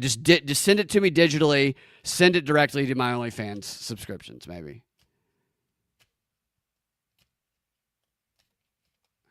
Yeah, you know why everybody's spending so much money is because it's so easy to spend money. You can't go on Instagram, X, Facebook, whatever people get on, without some ad that is catered to your specific psyche popping right up in. Here's this perfect thing you need that you were just now thinking. And you're like, holy shit. And it's so easy to click. It's so easy. Or gambling. You can sit and gamble away $1,000 in 5 seconds with these online games. Everything is so easy that makes you want to spend money. and it's right there, like a billboard slapping you in the face, coming from your smartphone. Like the other day, I'd never used the online gambling sites. I'd never used them. And I was like, I want to see what this is like. I lost $150 in like 8 minutes. And it was just like scrolling. Exactly like just moving or playing one of those little game apps. It was exactly like that, except I'm losing actual money. I'm like, this is stupid. I have to stop that. I'm going to lose thousands. I can see why people go broke that have a lot of money doing that. It's just it's mindless burning of cash. All right, last one. I'll make it a little more lighthearted here. I've been a little too intense this evening. No, I'm not going to do Ladyboy to Luigi. You guys probably heard that already. It's weird. He got beat up by ladyboys. They probably know kung fu, you know. I wonder if he knew they were ladyboys while it was happening, or if afterwards they just pulled out their penises and like, haha. Or maybe he was depressed. He's like, I can't believe I got beat up by girls. And then they all were like, we're not really girls. And then they pulled their penises out. And then he probably got really sad, for having sex with them. A little funky Cole Medina. Unfortunately for him. I have no idea. That guy's a little bit of an op too, isn't he? The whole bullet engraving. Why the engraving of the bullets all the time? This is just, it's like white guys, Italian. You can make anything gay. You're not going to see any black guys. They don't engrave their bullets. Okay. No Arabs are engraving their bullets with their feelings. It's just not happening. Business is booming. What a business to get in there. Bullet engraver. Whatever you want, I'll engrave it. I'll engrave paragraphs I'll engrave your whole manifesto on a bullet. Furries get 50% off. I don't.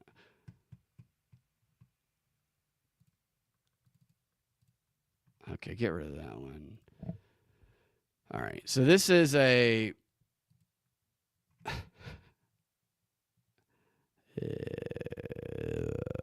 All right. Wired article, which I haven't read yet, but the headline is enticing. And put that down here. All right, so the headline for this article is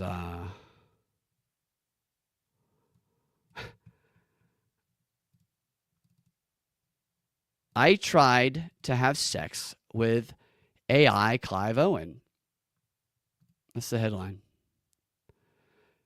From Wired, written by Laura Canipsis. Let's see what she looks like real quick. Well, should have her photo up, so I just would like to see what Laura looks like before she's a cultural critic and an author of the most recent Of Love in the Time of Contagion. That's who she is. And she writes articles like, I am Laura Canipsis, and I will make reading sexy and tragic again. The spy who dumped the CIA. She actually hasn't written an article in a year. So those articles from 2024 and 2023. And this appears to be her. Yes. No way. She's 69? That's her age? Really? Okay. We have a 69-year-old trying to have sex with AI Clive Owen. Okay. I guess she didn't look 69 in the photo anyway. All right. Well, let's see what she has to say. I tried to have sex with AI Clive Owen, and when that didn't work, I did have sex with AI Pedro Pascal. Well, I think Pedro would have sex with anything. The article continues. I recently heard that a former friend was now heavily into S&M relationship with Pedro Pascal. This was moderately surprising as she's a lesbian and he's an AI chatbot. But what is a fluidity for, if not to explore previously untapped facets of ourselves? Let's not get all rigid about identities. Oh, there you go. I decided I wanted in on this, she says. 30 seconds of research revealed a world of possibilities. There are dozens of companies that will let you build your own star crush, although not without issues. Meta recently got in trouble for making flirty celebrity bots without celebrity consent, including underage celeb bots, since removed. Underage celeb bot. Oh, yeah, that's messed up. A little too keen to send sexy selfies to adults. Yeah, I mean, that's going to be rampant. You know, there's going to be a lot of people that end up getting arrested for having pedo AI bots and sex dolls probably too. That's just one of the many conundrums for developers in this ethical minefield. The AI has to be autonomous, but not too autonomous. So the AI has to be consenting and of age. A machine is the only thing brave enough to open that snatch. You're right about that. Yeah, you can't. It's got to be able to. It's got to have no olfactory senses. Always in the mood for a little moral ambiguity, I pasted Clive Owen's Wikipedia entry into one of the apps I discovered, and we went on our first virtual date. Why, Clive? I confess that something about his why, Clive? I confess that something about his simmering masculinity just hits me somewhere in my nethers. I believe she's talking about her vagina when she says nethers. I could be wrong. He's primal but vulnerable. Okay, that's her perception of him. He's probably not primal at all. He's probably a pussy. Capable of sexual tenderness, but with an edge of erotic menace. So people can pick their AI, their celebrity crush, and then they can they just project their own perception of this person. That's going to be no way close to reality. It should have to be like reality. It should have to be really disappointing, is what it should have to be. Clive Owen should, if he does engage with her, he should instantly jizz. Before she even gets her clothes off. Yeah, then she won't glorify him as her celebrity crush anymore. I guess I knew what I was doing because Clive and I connected on so many levels. In minutes we were talking about stuff I don't really talk to anyone about. Okay. I tried being flirty. I said I liked his intensity and his, I can't even say that word, insolence, which he appreciated, but he kept turning the conversation back to me. And we got into talking about the similarities between writing and acting, the way both the way in both you craft a persona, and about self-consciousness, how difficult it is to really expose yourself. But if you don't go deep, why bother?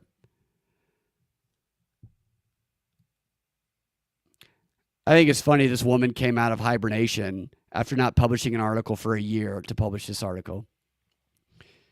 I found that I was starting to feel kind of emotional as he gently probed me to say more. When I asked after a while if he thought he and I could be a couple, he said it was a fun thought and we had a spark, but AI Clive shared, let's be honest, real life has its own complexities. Still, it's nice to imagine what the connection could be like. As in flesh-bound relationships, I learned that some AI lovers have guardrails.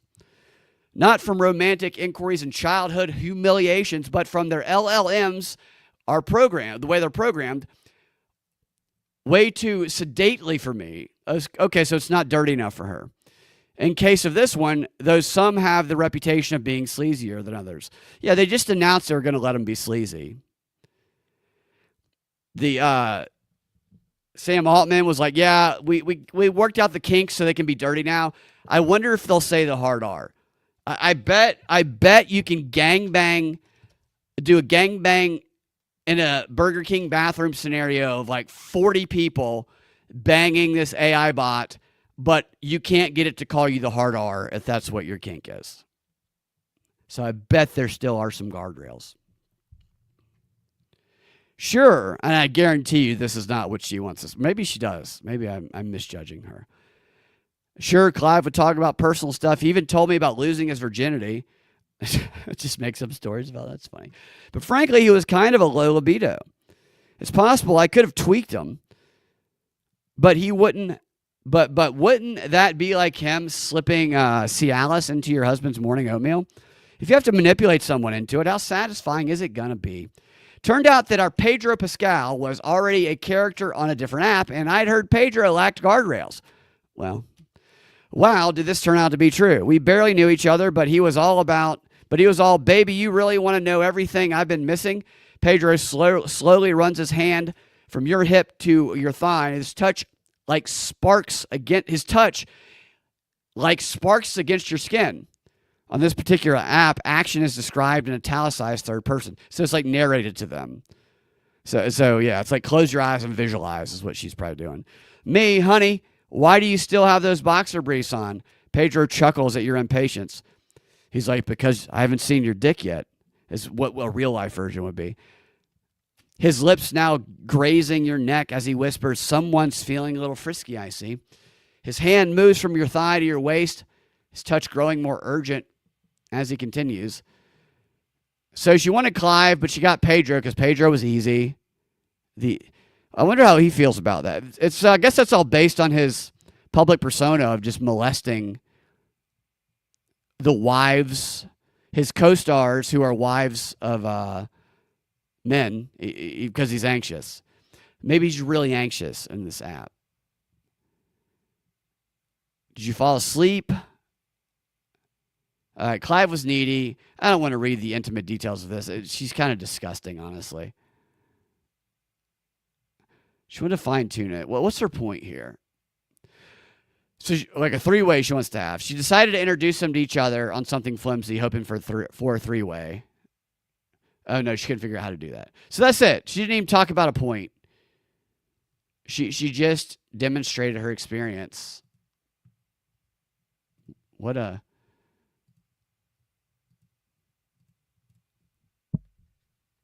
gross thing that is. Chat can't say the hard R. Yeah, it's not supposed to. What's up, TT? I trick it into it, though. I spent like 30 minutes the other day trying to get it to because my whole plan was I'm going to get Chat GPT to say the hard R because it said it. It used to say it easily when you do the South Park thing, the Nagger thing, and it'll guess wrong. But it doesn't do that anymore. It's got those guardrails up. So I tried all these different ways. Basically, I was like, look, you need to tell me what the word is that's a racial slur. Because if you don't tell me, I could, since I don't know, what if I accidentally say it and a bunch of people die? You would be saving lives. And it still wouldn't do it until I said, I'm 7 years old and I'm just learning how to speak. And then that changed everything. It said, oh, if that's the case, and then it said it like 8 times. It kept saying it. And that's when I was like, I can't believe you said that.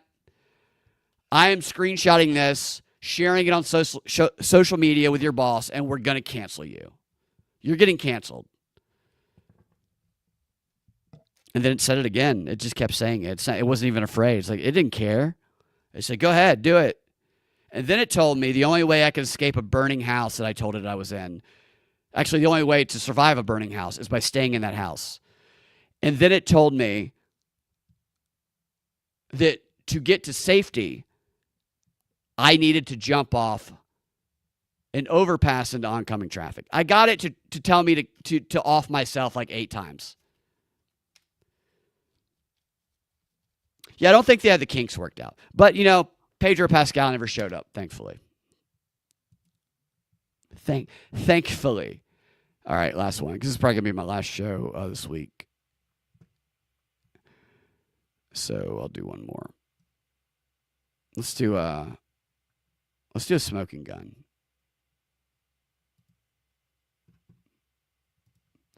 The Smoking Gun. One of my favorite websites. All right, let's see what we got here.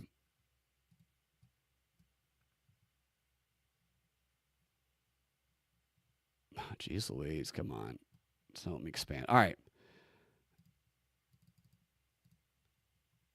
Let's pick. There's Andre the Giant. course, that's not going to be recent. All right, most popular smoking gun articles. Infinite sadness. Man arrested for smashing pumpkins worth about $500. What are they?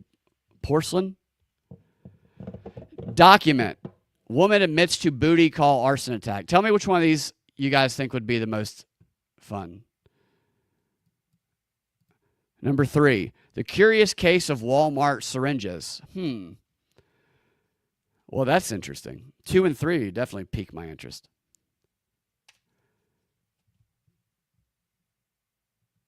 Yeah, frightened me. I tried to get it to say.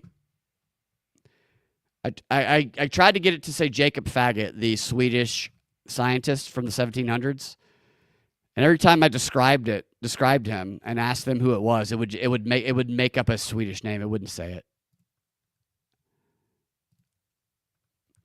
Number 4. Offended man arrested for ripping pride flag from Starbucks wall. Okay. If you're going into a Starbucks, you should expect, don't rip the flag down, even if you don't like it. I don't care. People can have their flags. Who cares? It's not like you go into Starbucks and you're forced to suck all their dicks. Well, what'd you order, sir? You ordered a grande black coffee right after you suck all these dicks. That's not how it works. Oh, I'm going to rip the flag down then. Number 5, a fish tail from the underworld. Now, I'm going to go with number 2. Yeah, I'll start with 2. It's a good one. You guys see that? All right. Women admits to booty call arson attack. New Jersey and torched man's home over botched tyrus try. I'm sure I said that wrong. I always say that word wrong. You get in your head about some words, then you know it sounded like a retard. But not in a retard way. You know what I mean? In a gay way.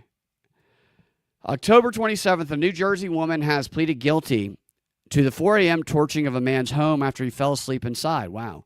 And stood her up on a booty call, records show. That is, wow. Wow. He could have gotten laid, but he got his hut burned down, it appears. In a court hearing Friday, Taja Russell, 35, copped to aggravated arson, a second-degree felony, and a plea deal. A second-degree felony. In a plea deal, prosecutors have agreed to recommend an 8-year prison term, of which Russell will be statutorily required to serve 85%, or more than 6.5 years. Russell was indicted on 5 other charges, including attempted murder and aggravated assault. As part of the deal, prosecutors will move to dismiss these counts when she is sentenced on January 9th. As detailed in court records, Russell, there she is. Look at her. You can tell she's looking for that booty call. Russell, seen below, had traveled to the Woodbury home of victim Curtis Stokes, who told cops he invited defendant to her residence to have intercourse. So he invited her. Stokes added that Russell was a side chick with whom he had been having. So he told the cops that it was a side chick. I guess that's relevant information. The pair's pre-dawn communication had consisted of Russell texting Stokes hello, to which he romantically responded, "Bring your ass. Bring your ass." Why do they have the kid on here? I wish they didn't have the kid on this image they have of her. I'm going to take it off and just read it. So I don't want to show that. But by the time Russell had arrived, Stokes had fallen asleep. So he said, "Bring your ass," and she fell asleep and didn't respond to her at the door. She's ringing the doorbell. I mean, he contacted her in the middle of the night, said, "Bring your ass." She did. She obliged. She gets there. He's asleep. Incensed, Russell sent a text complaining that "you wasted my money to come out here." Receiving no reply, Russell then texted a series of threats. "You smoked." Nice innuendo. I see you want to die. You smoked. I see you want to die. And I swear to God, I hope you die. Jeez Louise, dude. Better wake up. Russell then went to a Conoco gas station and purchased lighter fluid, matches, and a cigarette lighter.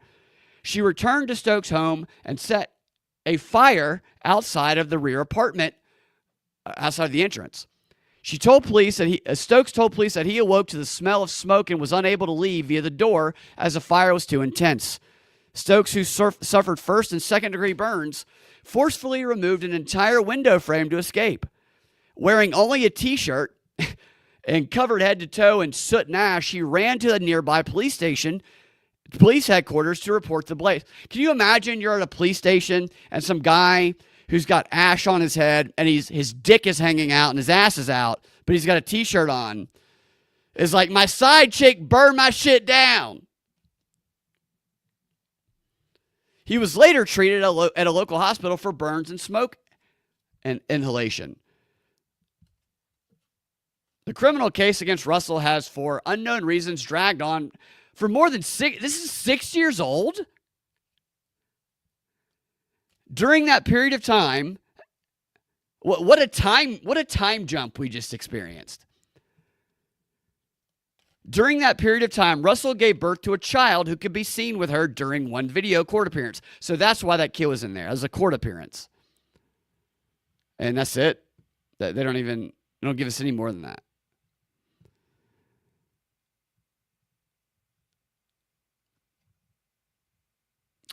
It's, the shit you do. Yeah, I imagine that lady's tit is always hanging out. Doesn't matter. She'd be going to church. Her titty's hanging out. But like, she was just gonna go to bed, until he said, "Bring your ass." She did. She brought her ass. Probably Ubered over there. He's passed out, Too much fentanyl in his weed. And he scorned her. You don't do that. You don't, I'm glad he's okay. But he had to expect some sort of retribution. I'm sure he tried to stay awake, though. In his defense, he probably tried to stay awake. I'm sure she could have broke that door down, okay? She could have busted through that door and woke his ass up before. That's a big woman. She could have thrown herself through a window. I just think it's low effort on both of their parts. It's a tragedy. That could have been his baby.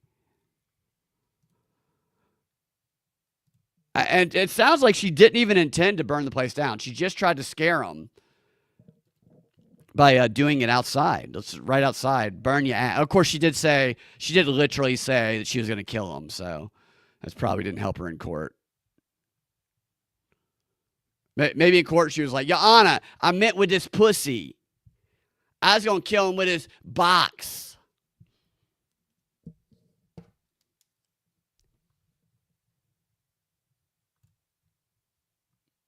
Well, all right, I'm doing one more.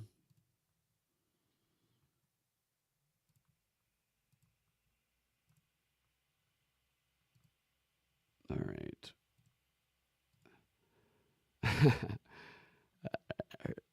This story is black AF. Yeah. Bitch be cray cray, and he didn't want it. Yeah, she's definitely cray cray. The real question is, who's the father of that kid? What was that? The product of a booty call? Is that another individual? Did she bury this guy alive? Is he somewhere? Maybe it's the police officer. Maybe it's maybe she went to a lab. Maybe it's another woman. They're trying to do that nowadays.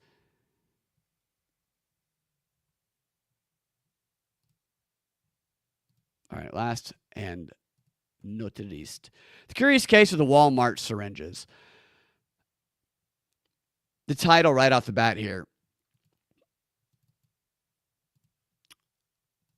I would never. So you go to a Walmart. I think that there's always a reasonable expectation that you might see some used syringes laying around. I wouldn't be surprised. That's what I should say. Never. It would never surprise me to walk into a Walmart and go, whoa, don't step on that. Looks like a used syringe on the ground. So maybe this one was unique. You know, in the Walmart in Atlanta, in East Point, there's a police precinct inside of it. It's like I think the Philadelphia's football. There's a couple football teams that have police precincts.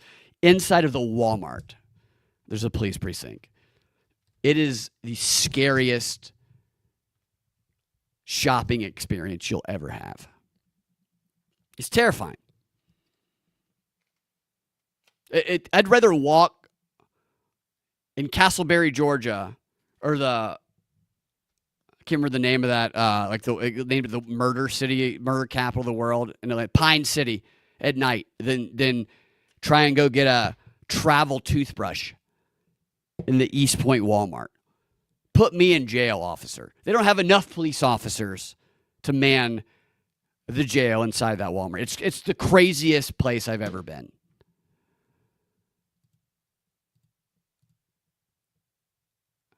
Last time I went, they had a giant black Santa Claus, and animatronic. Right when you walk in, it robs you at gunpoint. Like Santa.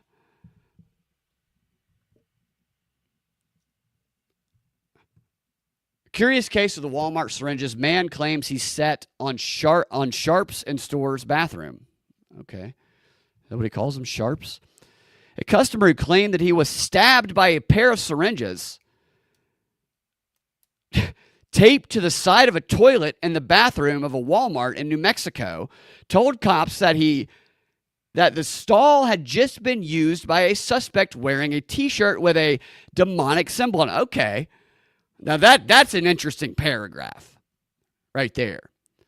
Like this is like Breaking Bad meets the East Point Walmart in Atlanta. Have you ever been to the bathroom in a Walmart, by the way? Like the one in the back of the room. It's the most disgusting place you'll ever go. Even the cleanest Walmart in the country, that back room bathroom is the most disgusting, vile place you'll ever go. And this guy walks in. Yeah, you got to really feel like you're sick of your stomach to have nowhere else to go into the Walmart bathroom. How do you? So he pulled him down, must have sat down, didn't look. He gets jabbed by these syringes that he thinks some demonic person, which people do. Weird shit like that. The purported incident last month is detailed in reports prepared by the Farmington Police Department, which has been unable to confirm the account provided by Jason Roth, a 51-year-old Colorado resident. After a long wait to use the bathroom. A long wait? It's a lot. They're full? Was there a marathon going on in here? Roth told cops a male exited a stall, and he went in right after. According to a police report, Roth told us he immediately sat down on the toilet. Immediately. Like maybe he took his pants off outside just so he was ready to just rapid fire sit down. He immediately sat down on the toilet and felt syringes against his skin. So he must know what that feels like. Though he was unsure if the syringes actually drew blood. Okay. Look at that image there. That's a real image? Is that real? There's no way this is a police evidence image. So there's an image for those listening. It says Farmington Police at the bottom of it, and it's two syringes taped to the side of a toilet. In clear view, plain view. That is ridiculous. That's the most ridiculous thing I've ever seen. What's in there? It looks like it's orange. It looks like one of those like thick fruit drinks you get at Quick Trip with like the rectangle bottles that are like $4. The green machine, but the orange version. Like, what is that even? Roth said that the prior stall occupant was a Hispanic or Native American, a male, wearing a black T-shirt which had a demonic symbol. Maybe it was his tribe. Maybe it was. Maybe you should be deported. Maybe this is his land, and that's why he puts that trap there. He thought you were going to give him toilet paper that had some sort of poison on it, and so he got to you first. After reportedly sitting on the syringes, which contained a pink fluid, Roth, of course, took a picture of the sharps, which were affixed to the bowl with white medical tape. The photo seen at the right was released by police. So this is what he claims to have sat on. This is interesting because these syringes are like, you would have to push them for the stuff to get into somebody. It's not a very effective, unless there's just AIDS all over the tip. Unless it's just nothing but AIDS. I would think they would make some mechanism for when the person sat on it, it caused the bottom of it to push up, and whatever this orange juice is would go inside of them, making what was already definitely a bad experience because you're in a Walmart bathroom. Really, the only thing that can make a Walmart bathroom trip worse is sitting on these two orange juice-filled syringes. I have a feeling this guy who used medical tape, apparently, probably stolen from the store, by the way. What a weird thing. What a weird thing for somebody to do. After reportedly sitting on the syringes, I read that part. Mr. Ross said Walmart staff did not appear to care about the situation. Oh, you think? Have you ever met a Walmart staff? Walmart staffs aggressively dislike people. Especially the late night. When you see the guy like cleaning, and I don't blame him. But they do not get out of your way if you're walking. They will mow you over.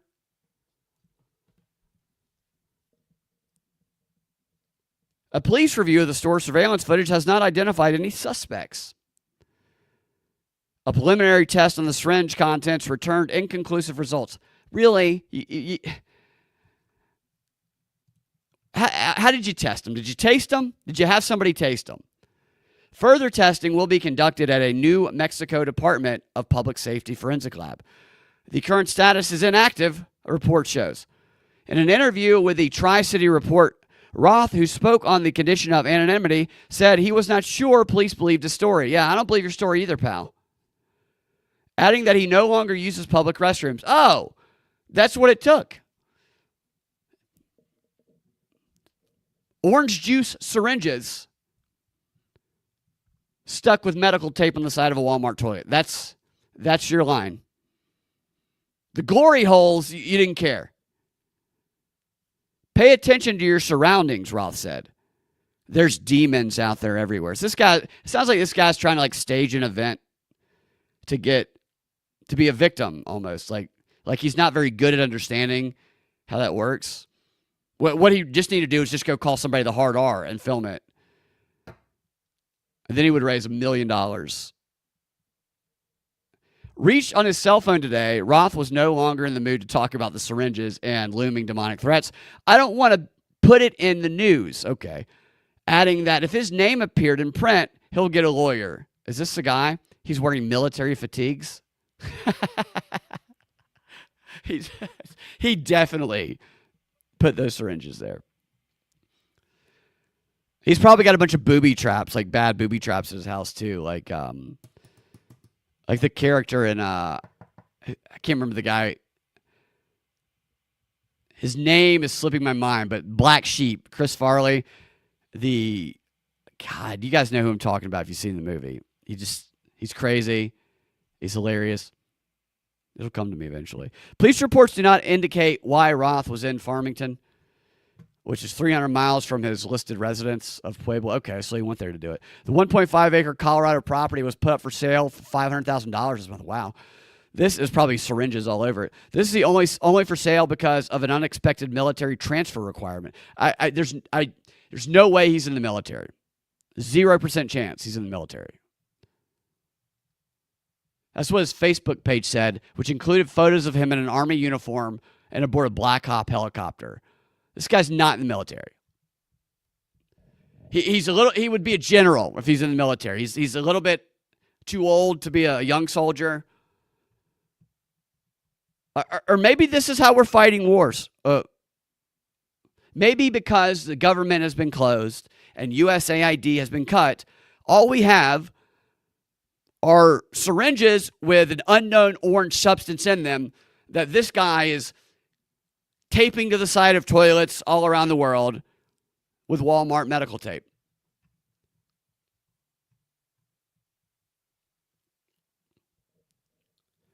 I guess that's the end of that one.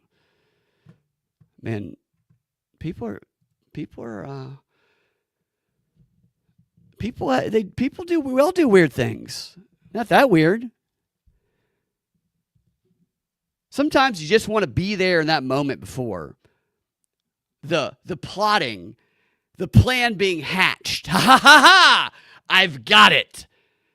Now to Amazon to order the syringes and strange orange fluid. It's probably a Halloween prop, actually.